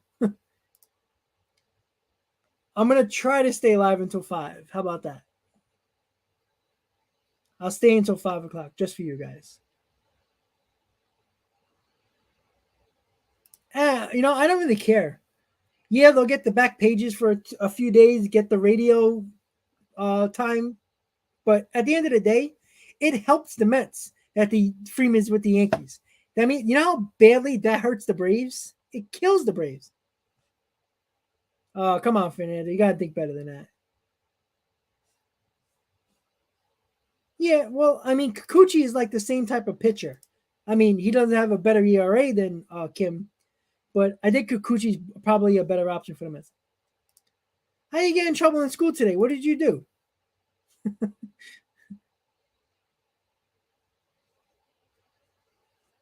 Oh, fire in SNY? Probably nobody. Freeman to the Dodgers? Oh, it's a possibility. Oh, yeah, Joe, I do have the PS5.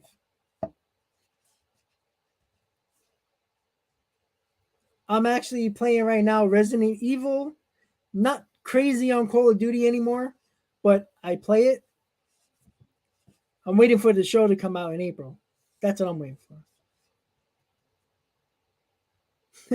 Of course you were MB. Well, I forgive you. You were worrying about baseball. So, the heck with the teachers. Okay, Joe. That's cool. That would be crazy if the Mets got Freedom, but I really doubt it, guys. Yeah, it took me a while to get the PS5. I only got the PS5 about 2 months ago, or no, not even about a month. Yeah, about a month ago. I got it from Walmart finally. MB, thank you so much for the donation. I really appreciate it. Yeah, I got it. November, no, December, early. Right after right after the lockout happened. I think it was like a week after that. So, oh no, I don't know when the hell. Oh no, I got it in January, first week in January, when they announced it. I was able to get it. I was very happy about that. But I don't know if you guys can. Let me see if I can take a picture really quick. What I put, if you haven't checked that, I got it in my community page of my skin tag that I put on my PS5. You'll like it. Let me take a picture really quick. Uh, Let me put the. Give me 1 second, guys. I don't know if you guys can see it, but I'll try. Hold on 1 second.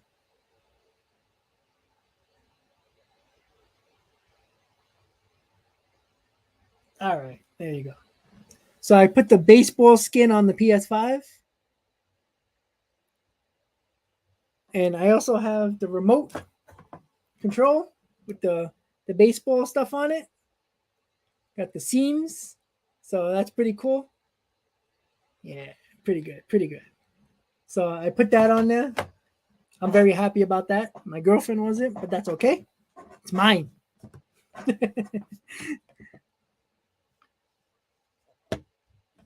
Thank you, Mets man. I really appreciate it. Yeah, hell yeah. So yes, I do got the PS5. I put my gotta represent baseball no matter what. Alaska, uh, I'd like to visit, but I don't think there's gonna be a baseball team there. That would be very hard. I mean, isn't it like cold there like most of the time? Who the hell wants to play there at 162 games? I mean, imagine April and like -10 degrees. Hell no. Yeah, man, that's my. I love that. You know what? When I got my PS5, I'm like, damn, I need a skin. Had to get a skin. So I'm like, you know what? I was trying to find for a Mets. I was gonna custom make a Mets skin, but then I'm like, you know what? I don't like how any of them turned out. Like I was trying to make a custom one. I was actually gonna make a custom skin with my YouTube logo, which obviously you guys see at the top of the screen like that. But then I was like, you know what? Let me go more conventional and get the baseball skin, which it's kind of cool with the seams. If I get mad at my games, which I usually do with the MLB the show, mostly, yeah, I won't throw it around. It costs me a lot of money and it's hard to get. Yeah, I still got the PS. I got the PS4 too. I actually disconnected my PS4. I actually got it right here. Actually, yeah, I got the 7-line sticker on it. I still got it. I just took it out today. I'm actually gonna bring it downstairs to the living room.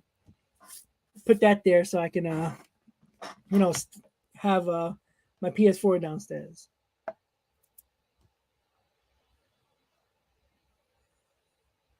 Tom Brady's coming back. Don't worry about that. So once again, guys, I'm gonna be with you until another 45 minutes until 5 o'clock, because that's what you guys want. So I'll be there. Think we'll get some news by then. So here's an interesting tweet by somebody. Danny Ambriano. He's a senior editorial producer of SNY.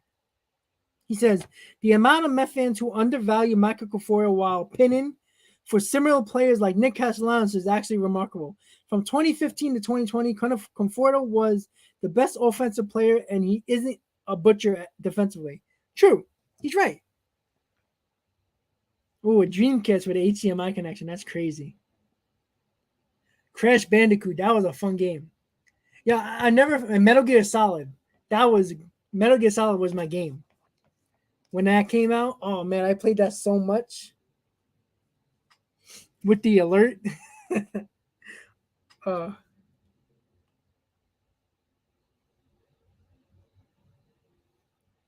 I never forget that.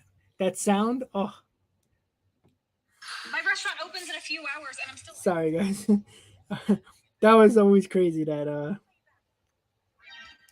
who remembers that? Let's try it again. Remember that with Metal Gear Solid? Oh, that was awesome. I used to love that. Metal Gear Solid was great. Metal Gear Solid, Resident Evil when it first came out. Oh, I was more into the shooting games. Metal Gear Solid, Twister. I remember that game. Oh, good times. Good times. Shoot, I still remember NHL '94 for Nintendo. That was oh, that was great. Yeah, I do remember that was the beginning of the year. He was struggling. He went like that. That was great. Well, he didn't really go like, he just was hanging over the plate. It was perfect. But that was great. Oh, Metal Gear Solid. They need to come out with another one. All-Star Baseball '99. That was a great game too. Wasn't Manny Ramirez? Oh no, not, who was on the All-Star Baseball '99? I don't remember. I think I have all the MLB the shows, or when EA Sports was actually making them at the time. So I just got an alert from somebody. I think the meeting has ended. Let's see. Okay, Evan Drellich. MLB and MLBP are done bargaining for the day. They're debriefing on their own now. So when we get what was the latest, that's when I will end it for you guys here today. But the meeting has ended. They are done meeting each other. They are going to their separate rooms to, I guess, talk about it. And I'm assuming hopefully by 5 o'clock, we get some news about exactly what happened. At least let's hope.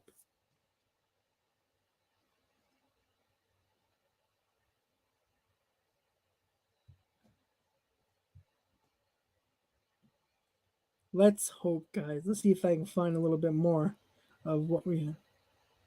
Let's see. All right, so we got about 40 minutes until I'm out.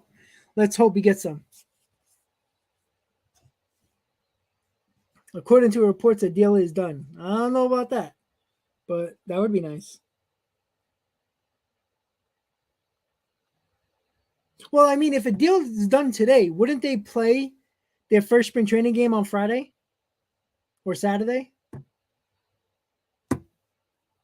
I like that, Harley.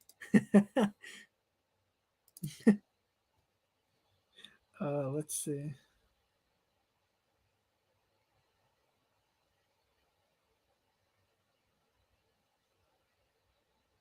Yeah, it doesn't look like they got anything done. They're debriefing right now with each other. Well, separately with their respected parties. So let's see. Yep, let's just see. So let's see what happens over the next half hour or so. Oh, you're right, Joe. They did delay it until March 5th. So that's unfortunate. But I think you're going to hear, excuse me, I think you're going to hear that the owners probably leaned a little bit more towards the players' side, probably more towards the revenue sharing. But I think the players were the ones giving a proposal today. I don't know if they just went back and forth about it. I don't know, obviously, but the owners did make an offer yesterday. So, well, that's supposed to be the plan. They're supposed to speak all week to get a deal done. They could do that. They could say the hell with it. That would be so depressing. God, I mean, yeah, I got the Rangers right now in hockey. The Knicks suck. I mean, I don't really watch basketball as much, and I don't really care much. Harley, I did have a website up with merchandise, but currently I'm trying to set up something different. But I'll keep you posted. I did have something with spring tea for a little bit, but I'm working on something differently. I'm trying to do something with what the hell it is.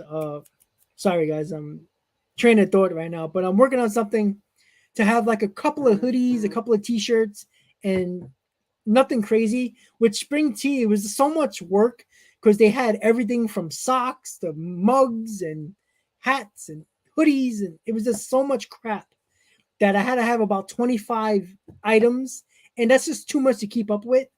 But Harley, I am gonna probably come up with a hoodie, probably a t-shirt, soon, probably before the season starts. So I'll definitely keep you posted on that, Harley.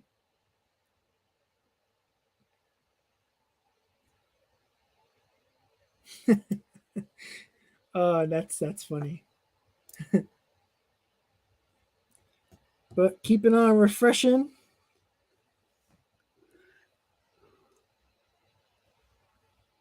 So somebody put up a poll. Who is a better fit for the Mets with the state of the current roster, Chris Bryant or Michael Conforto? 21 votes so far. It just came up about 5 minutes ago. 86% said Chris Bryant, 14% said Michael Conforto, which is not surprising.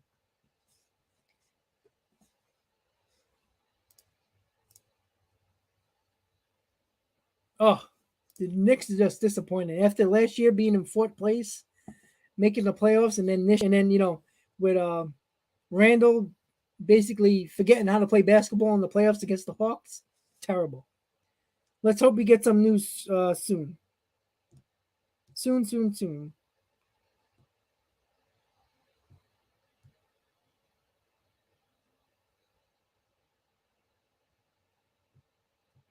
See, there's people on Twitter talking about the Mets going after Freeman, but that means putting Alonso as your everyday DH. And I don't think Alonso is going to perform well as the DH. He even said he don't feel like he's in the game. So again, I don't think that's going to happen.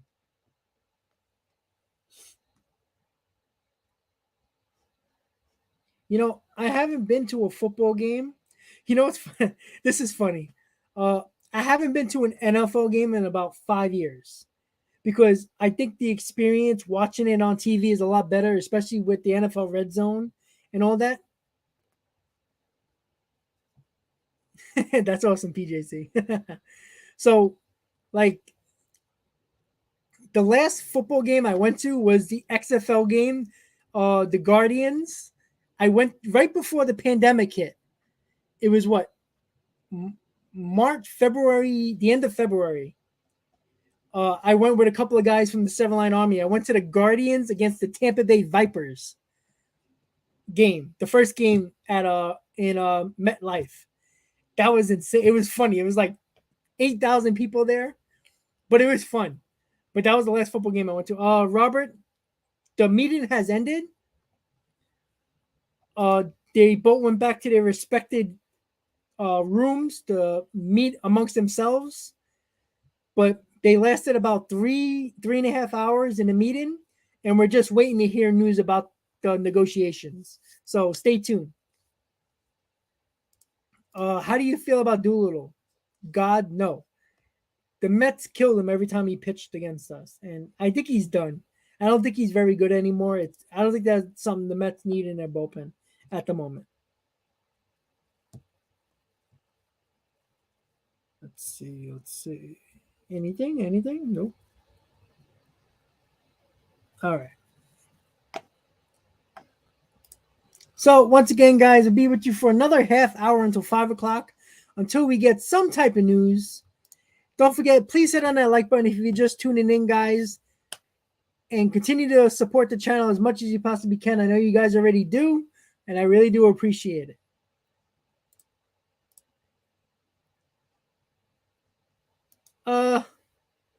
No. I mean, I'm not going to complain if the Mets somehow get judged. Free agent wise, I don't think trading for him. I mean, I, I don't know. He is injury prone. When he's healthy, he's great. But I'd rather save our money for a Juan Soto. When they are debriefing, what do? They just, I guess they're talking amongst themselves regarding what they heard from the other side, or what the other side offered. See what they like and see what they dislike. So when tomorrow comes, they can get right back into negotiating. Oh, I hope Bryant don't sign with Philly. But yeah, Christian, I said that earlier. I think David Dombrowski is going to make a big move. He always does. And I actually, in my top 20 free agents left, I did put Bryant going to the Phillies. So I wouldn't be surprised. I'd wait for Soto too, 100%. 100%.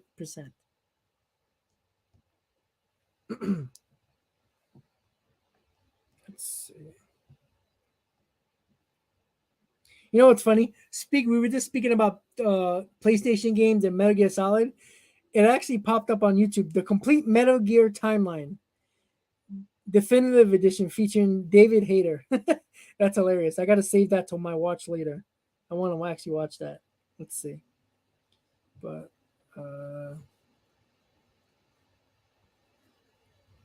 all right. Let me just check something really quick. Oops, sorry.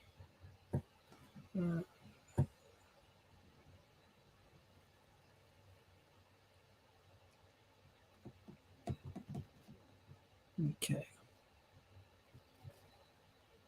Alrighty. What else we got? So once again, guys, if you want to become a member of Talking Mets with Rob, just if you're on a mobile phone, just move the chat button, and you'll see the join button to join the channel and become a member. I already got 5 members to the channel. Nothing's really happening yet with the membership yet, because I'm working on a lot of things for the season. But when you become a member, I will be sending, and I haven't forgot you guys who are already members. I will be sending you a Talking Mets with Rob sticker that looks like this. And I actually got a whole couple of more of these. So I'll be sending every member that as soon as I get everything situated, and I'll get everybody's information, and I'll send you a sticker. And obviously there's other perks going live just with the members. Obviously, YouTube won't let me go live with members until I hit 15 members. So until I get there, I can't do that. But if you become a member of You Gotta Believe, which is the 3rd membership, you get a chance for ticket giveaways. And if you become a member, you get other giveaways as well. You get a chance to win those, along with getting access to my videos before anybody else. When you get them about an hour or 2 before I post them live on YouTube, you will get them first. So there's a lot of options there when you get become a member. So if you want to check that out, just click on the join button, and there's a lot more information that you can look at. Joe, I'm waiting for some news too, man. Yeah, I agree, Harley. I think 20 million is kind of cheap. I think between 30 and 40, I think that will get it done for the Mets. I mean, for the Mets, for the players. I don't think the owners are going to move much on the luxury tax. They have to move on the penalties, because 50% or 60% penalty for every dollar the team goes over is a lot. Yeah, I'm waiting for it as well. I'm telling you, Chris Bryant is on the. If they sign him, I'm buying. I'm going to the MLB shop in New York and getting my custom jersey. Just like I did when the Mets traded for Lindor. the next day, I went to the MLB shop and got the custom Lindor jersey. Just waiting for news, guys. They ended about 15 minutes ago, so hopefully the debriefing by both sides ends quickly so we can get some news out there. Just keep refreshing Twitter.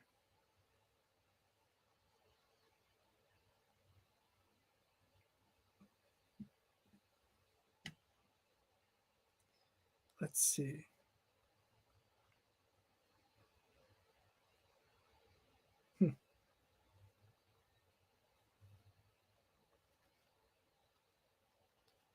Yep, nothing yet. Yeah, well, I'm not surprised. It seems like a lot of the players now. Boris is Brian is a Boris guy.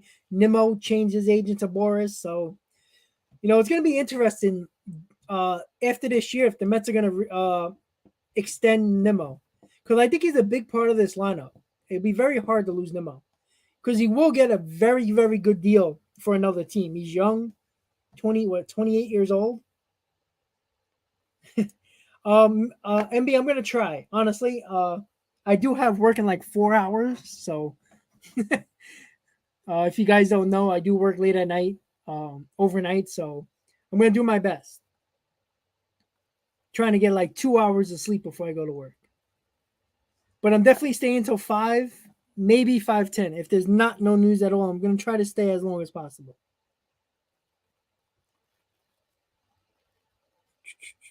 Let's see. Nothing yet.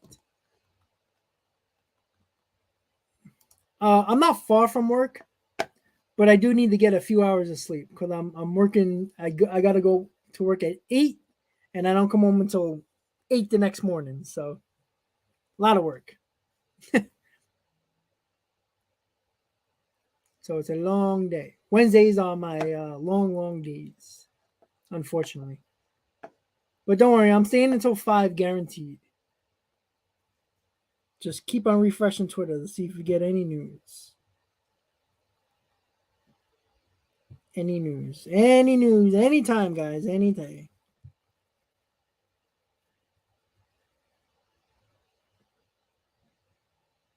Any day. Come on, give me something, anything.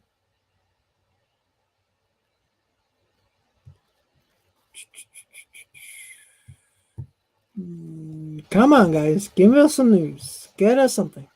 We want some news, guys. I am a forklift driver at Costco. It's a lot of fun. I get to listen to my sports radio while I'm working. Nobody bothers me. I love it. It's fun. That's the best part about being a forklift driver. Any other position, I wouldn't be able to do that. I listen to my radio. When radio gets boring, I turn on some music. So it's fun. Let's see. What else we got?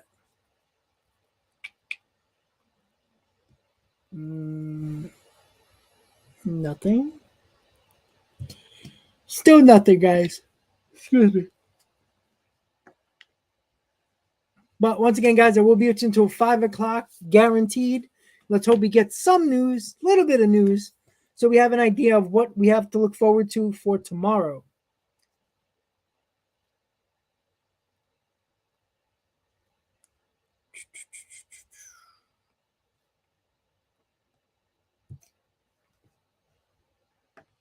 Yeah, exactly. Yesterday, after the meeting was over, there was news right away. We heard about the owners giving $5 million more in revenue sharing. We heard a little bit about the negotiations. Now, we haven't heard anything for a half hour now. So, that's a good thing. Nimmo, he does get injured, but it's a lot of freak injuries. It was his nerve in his hand last year or his finger. When he got hurt, he ran into the wall and hurt his neck. So it's not like really baseball injuries, so to speak, where like hamstrings or shoulder issues or something where he's running down the ball, hurts his hamstring, hurts his ankle, something like that. So I think he's going to remain healthy for the most part. Unfortunately, all my life, Robert. you know, uh, I do have a lot of Yankee fans in my family. Actually, yeah. My dad, my mom, my cousins, most of them are Met fans. Uh, but I was a Met fan from day one. I have a picture. If I can find it, I got to show you guys. I got to ask my dad. Um, I was like maybe 2 years old when I took the picture. Uh, my mom and dad put me in a Mets outfit, basically a Mets tank top with Mets shorts and a big blown up Mets baseball. At like 2 years old, it was one of my 2 year old photos. So I've been a Mets fan all my life. Again, I was born after the 86 Mets, so I haven't seen a World Series. I grew up in the 90s when the Mets were terrible until the late 90s. So again, I haven't had a lot of winning years. So I seen the World Series twice in 2015, 2000 and 2015. So haven't seen a lot of winning seasons, but all my life, unfortunately. Joe, I think it's more good news than bad news because if they're debriefing and talking, and they could have just after the negotiating just went home. So that's good news. That's right. Hayden. End the lockout. Hashtag end the lockout. I don't know if they ended the lockout. Maybe. I mean, you never know. Yeah, me too, Joe. Me too. Damn it. Why can't I have a team that want to win World Series, make the playoffs every year?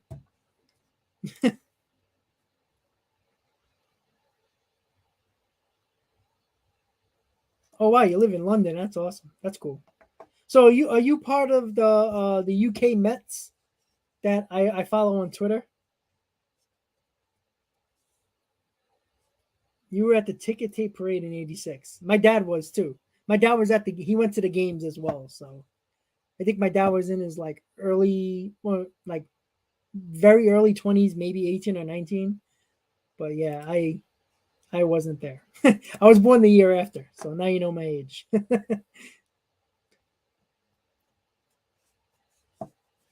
Yeah, I'm from Queens. My family grew up in Brooklyn. I grew up in Queens, so I was never into the Yankees at all. I couldn't stand the Yankees for some reason. In 2000, I never forget going out. I was in junior high school when the Mets made the World Series against the Yankees in 2000. I was the only one, me and one of my teachers, that had Mets gear on every day during the World Series. So people are like, "Why are you a Met fan?" I'm like, "I don't know. What do you want me to tell you? I'm not one of those bandwagon fans." Oh, PJC, you just gave me your age now. But yeah, my dad was around the same age. I think he was like maybe 19, maybe 19 or 20 around that time. So junior year, good times. The 80s were fun. Unfortunately, I didn't see much of it.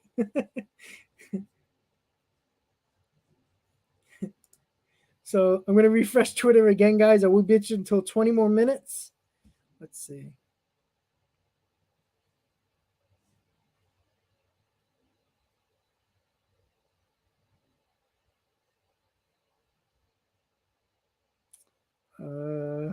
Nothing. I honestly don't know if it's a good sign or a bad sign that there's no news yet. Yeah, nothing yet. Oh boy. Nothing, nothing, nothing. Like I wish we had something. God, every one of these tweets of basketball and some football players tweeting. Nothing, guys. Nothing yet. Oh, all right. Well, Joey, what's up?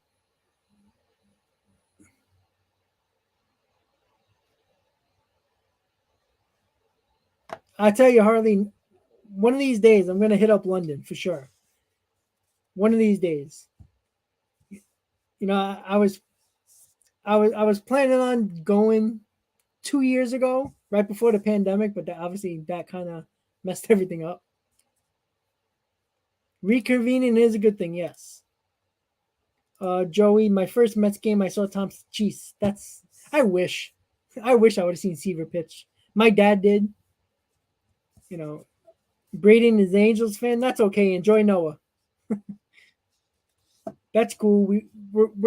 I'm accepting of baseball fans all over because we love the game, especially with the lockout. Like, I felt like more baseball fans have come together from different teams. Like, I actually like, especially at my job, I got a lot of Yankee fans. Like, we would be talking like during the break, just talking about baseball. Like, usually we're like at each other's throats all the time, but it's a little different. Like even when I speak to like a couple of my friends that are Yankee fans, we're usually like getting on each other, like, oh, Joe's a bum, Judge is a bum, you know, and all that, just going back and forth. Like it's been like just baseball talk. It's been pretty cool. Yeah, I can't wait for a statue. I'm waiting for the date where it's gonna be unveiled. But yes, R.I.P. Tom Seaver for sure. I'm gonna refresh Twitter again, guys. See if we get anything. Nothing. Nothing. Nothing. Oof. I really hope that's good news. Oh, Rob, wow, that's crazy. I actually was. My last game was 3 during the last series of the year in 2008. It was the second to last game of the year. Yep. I think he had dementia and COVID. I think he did get COVID, which obviously didn't help, unfortunately. I was talking about earlier, Steven, like Ryan Tepera, who's a free agent, and Andrew Chafin. I think there's 2 solid arms the Mets can get.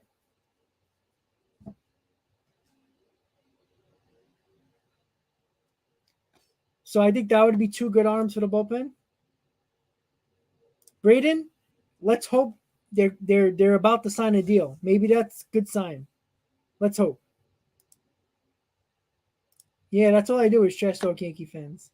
If I have to hear them say 27-time world champions, I'm gonna puke. Like, who's been in the World Series? Early the latest? Oh yeah, the Mets. So shush. I think the biggest thing they're stuck on right now, I think you're gonna hear this today,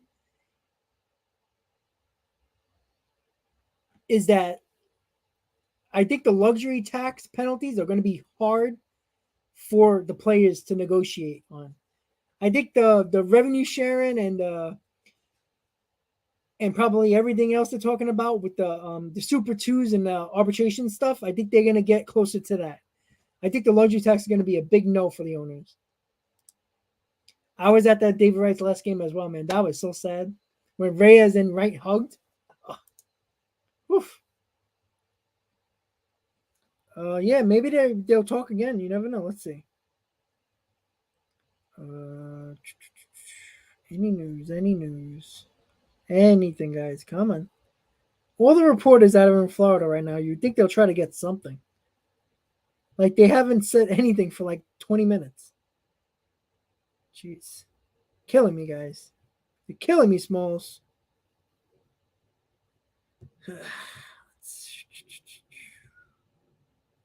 Nothing, guys. Oh, boy. They don't want us to know. Oh, yeah. Well, you're 14. I mean, that's kind of like, what, 14 years ago. What? Let's see. What is that? Jeez. What is that? 2007 you were born? Okay. No. Yeah, 2006 or 7.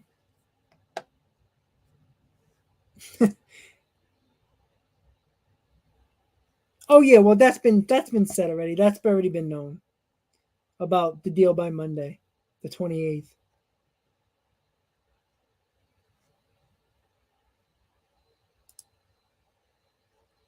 Oh god, I hate hearing that. It's like, oh my god, shut up. You won like 24 of them. Like 23 World Series you won before 1950 when there was like 10 teams. Like, relax. Look, it's a great history. It's a remarkable history. Nobody's going to discount that. But nobody cares. It's what you done recently. Seriously. The only thing I give credit to the Yankees is that they make the playoffs every year. What I wish the Mets would do every year.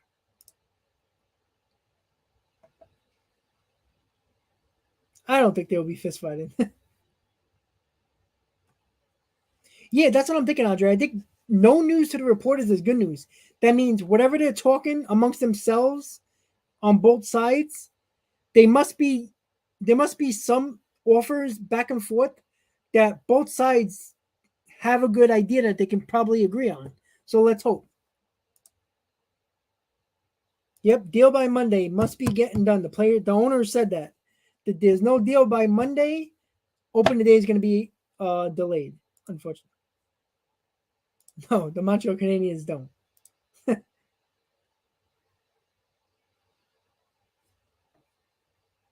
Yeah, I remember that, Joey. I remember in 2006, I was at the Andy Chavez catch game. When he caught that ball, I never felt what I felt at Shea Stadium that night against the Cardinals. I was freezing my ass off. I was 19 years old, I think. I never forget. I was in the loge, so that's I was underneath the overhead of the mezzanine. I was in the loge, all the way in the back, by the right in front of third base, in the back of the loge section, the last section. And I lost the ball because when Roland hit it, I couldn't see it because in the loge you got the mezzanine overpass, you can't see the pop-ups, and I couldn't see the ball. All I saw was Andy Chavez going back, and nobody had like a lot of phones back then that take great pictures, and I didn't have a camera. That would have been a great video to take. But I never forget, Shea Stadium was shaking, and it was so loud. Oh, that was great. Yeah. Shea Stadium used to sway when it was packed.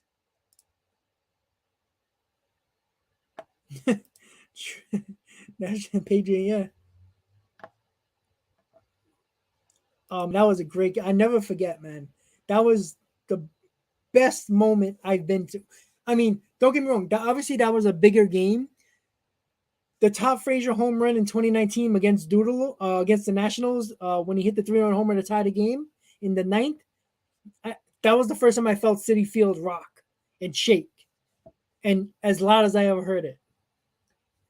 But the Shea Stadium, that was the loudest moment in the one time in my life I felt Shea Stadium rock, and Citi Field rocked when Frazier hit that 3-run homer against the Nationals in 2019 when we were down by 3 and he tied the game.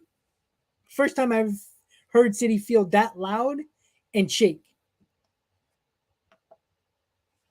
Wow.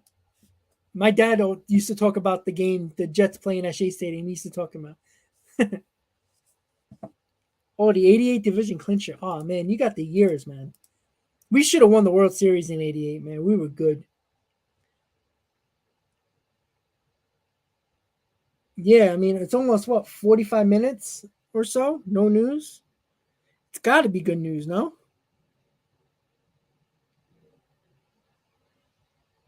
Nothing, guys. Nothing.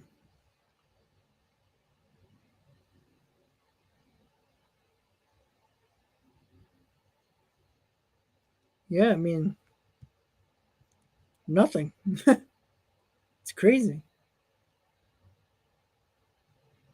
That's amazing. Nothing. What the hell is going on? That is crazy. Nothing. Wow. No news. Still, they're still talking amongst themselves. That's crazy. Hayden is only 20, so yeah, he has little memories of Shea. Citi Field is his baby. That's how it is. Shea Stadium is still my baby. But honestly, I had a lot of good memories at Citi Field. Like, since the 7 line came into existence, really started going, when Citi Field came up, a lot of my memories are with the 7 line Army and Section 515 now at Citi Field. That's my spot when I'm not sitting Anywhere else, it's usually 5:15. Opening day, I'm with the 7 line by Big Apple Reserve. And opening in April 2nd, game number 2 of the season, I'll be in 5:15. So that's where I usually sit in 5:15. That's my spot. I got, a lot of my boys, Mike, Dante, Ian, everybody. Those are my boys right there.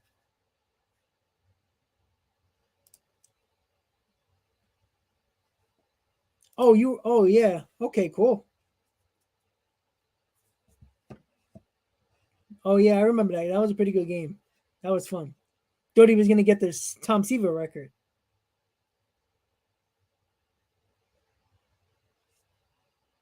2013 Subway Series walk off. Orlando hit a home run or home run request.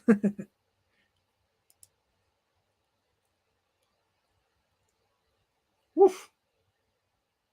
I would have loved to seen games in the 80s for sure. Just the way they played the game differently.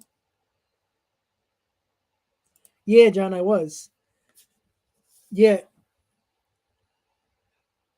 Oh, you were at the non. See, I was. Yeah, I was in junior. I didn't go to that game when Piazza hit the home run at 9/11 against the Braves, but that was an emotional game.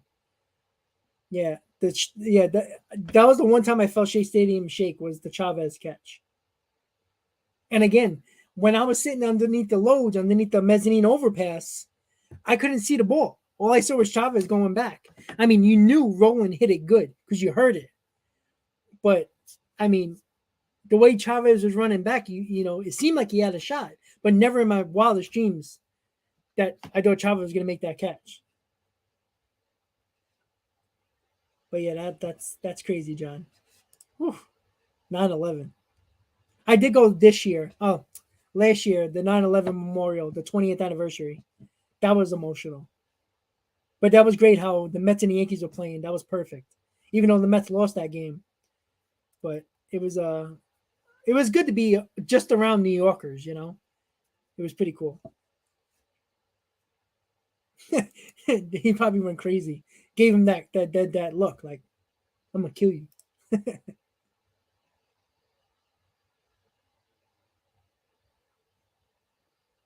It's funny. I didn't go to that game in San Diego, but the Seven Line Army was there when Cologne hit that home run. I couldn't believe it when I saw. I was watching the game. I'm like, oh my, on TV. I was like, oh my god, he actually did it. He won $500. That's what I'm talking about. Yeah, me too. Every time I watch that game, I get the chills with that. Still have the ticket. That's awesome.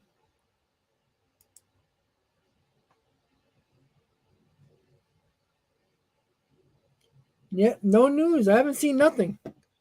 Almost an hour since they stopped the meeting.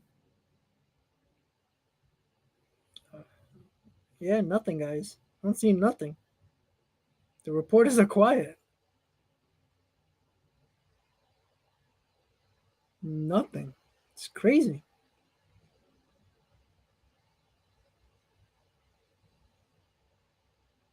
Yeah. Well, I am gonna be waiting until 5:10, guys, and then I gotta go. But let's hope there's something. Jeez, no news at all. I mean, it has to be good news, right? That you don't hear nothing yet.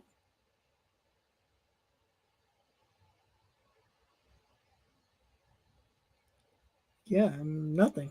Jeez, nada. Yeah, of course, Joe. We're gonna. I'm gonna stop the stream, and like 5 minutes later, they're gonna come up with all the news.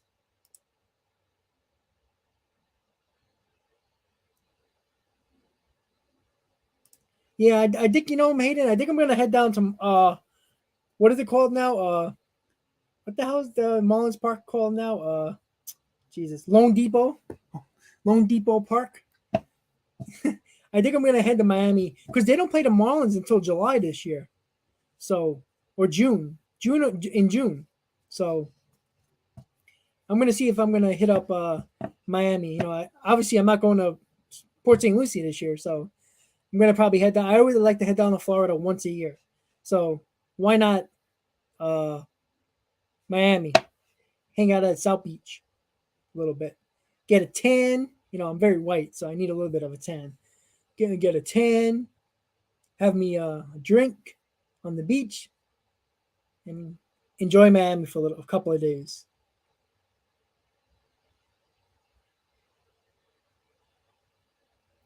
Oh, okay, that's cool. 5'10" MB, no problem.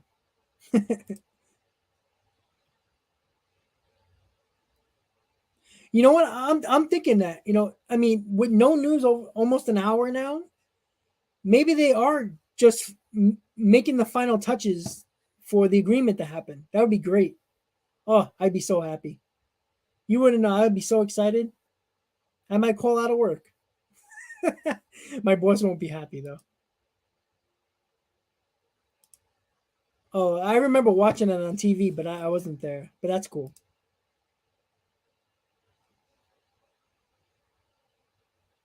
All right, hey, Harley. Have a good day, buddy. Have a good night.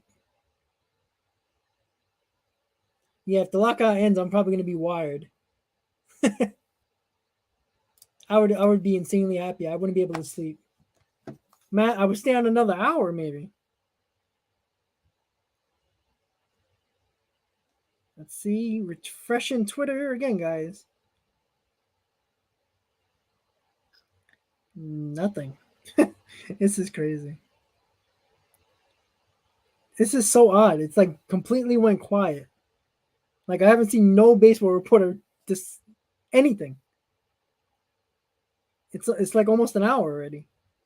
Nothing, guys. Nothing, nothing, nothing.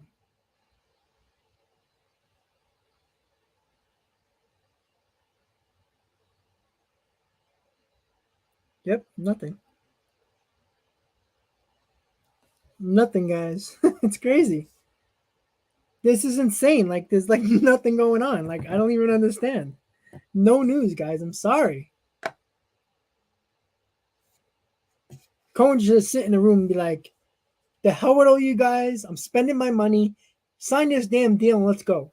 Because I tell you right now, Steve Cohen is not the one holding up. They even talked about it.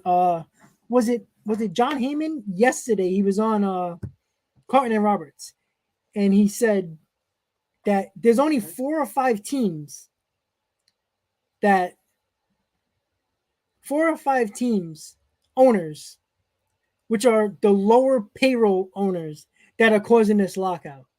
They need 23 owners to vote to end the lockout. They don't need all of them. They only need 23. So there's only I think he said 6 or 7, if I'm not 6 or 7 owners that are causing this lockout, because the owners, there has to be 23 owners to vote to end the lockout. So you have to get that many.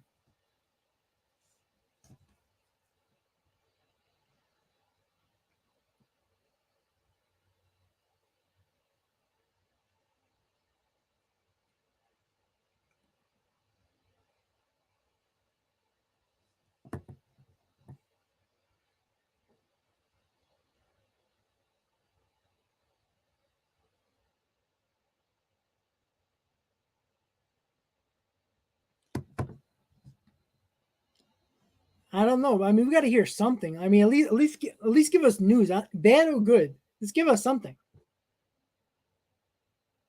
Yeah, it definitely wouldn't affect them. That's what's crazy. All right, I'm refreshing again, guys, because why not, right? Nothing. Oh my god, an hour into this, nothing. It has to be good news. If they for an hour now, nothing. It's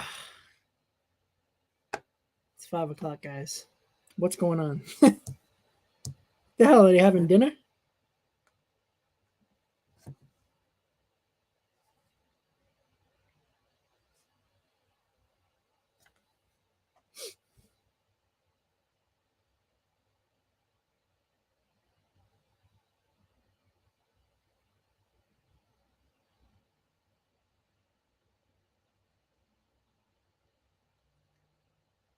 There we go. All right. PJ, say have a good night, buddy. Let's go Mets, buddy.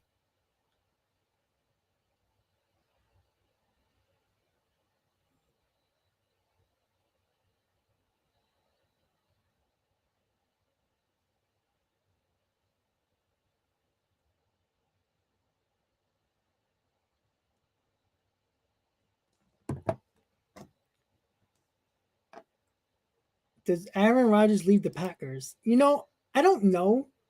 He broke up with his girl, and he's uh back fully with football, so to speak. I think he's stupid to leave the Packers. I think the Packers are good. I could see him going to Denver, honestly.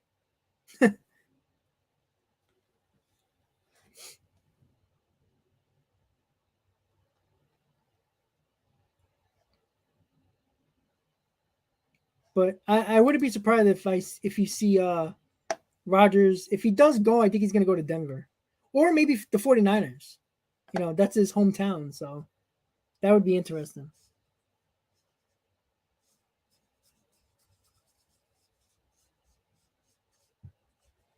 All right, 501 guys. Let's refresh Twitter again.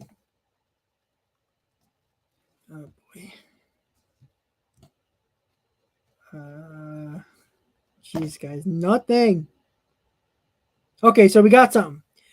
Evan Durelich, MLB PA and MLB are to meet again tomorrow. Duh.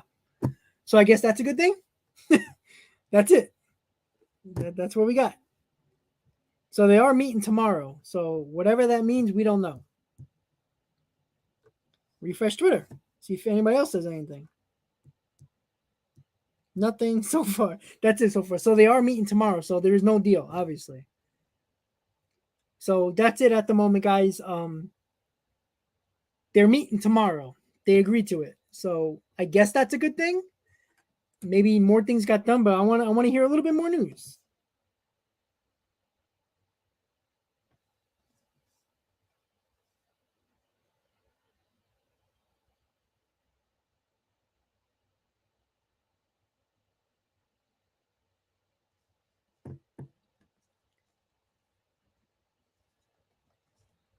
I don't know if it's what type of progress it is, but somebody posted a GIF saying "figure it out" with a guy screaming. Let's just hopefully we get some more news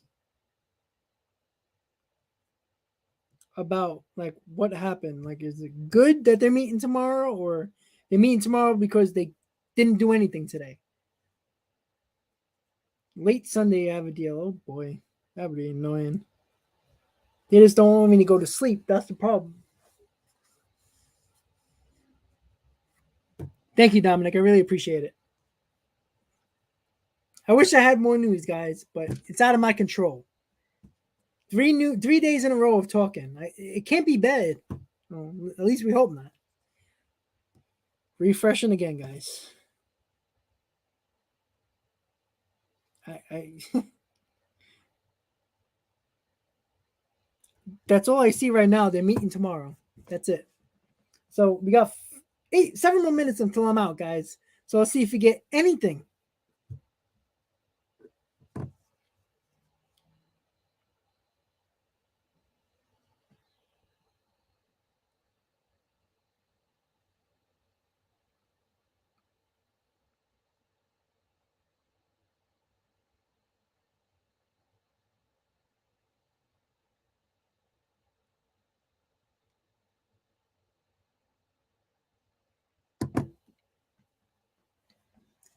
I hope they're close.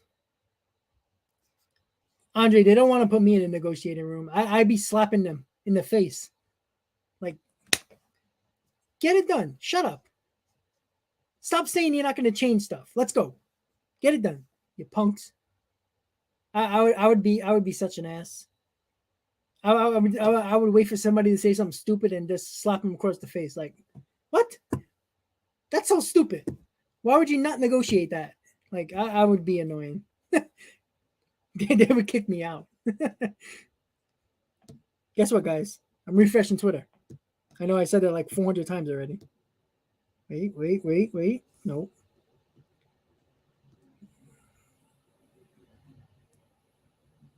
Nope. Okay, I got some, guys. Evan Drelich, included in the MLB PA's offer. So MLB PA, the players actually made the offer today. Instead of an 80% of players with 2 to 3 years of service being eligible for arbitration, now they dropped it to 75%. They dropped from 8 picks in the amateur draft to a lottery of 7. So that's another good sign. Some increases in minimum salary. There was no new proposal on the CBT. So the players didn't put nothing new. So maybe they're on board with the CBT of the owners. Maybe. So once again, guys, the offer to the owners today from the players, instead of the 80% of players with 2 to 3 years of service being eligible for arbitration, now it's 75%. They dropped that 5%. They dropped from 8 picks in the draft lottery to 7. And some increases in minimum salary. So they lowered their, I think it was $750,000 for the minimum salary. So they lowered that.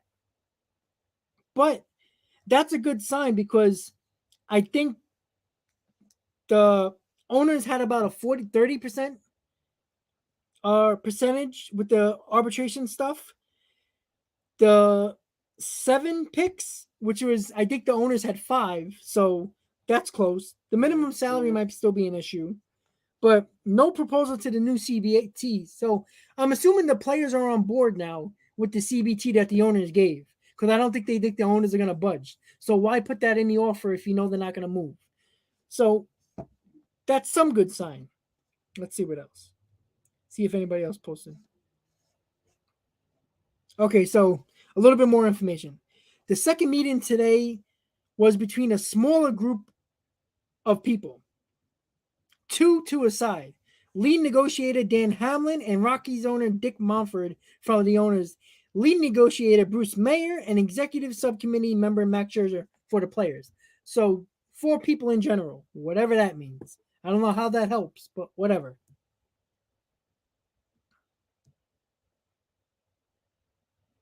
Okay, Chelsea James.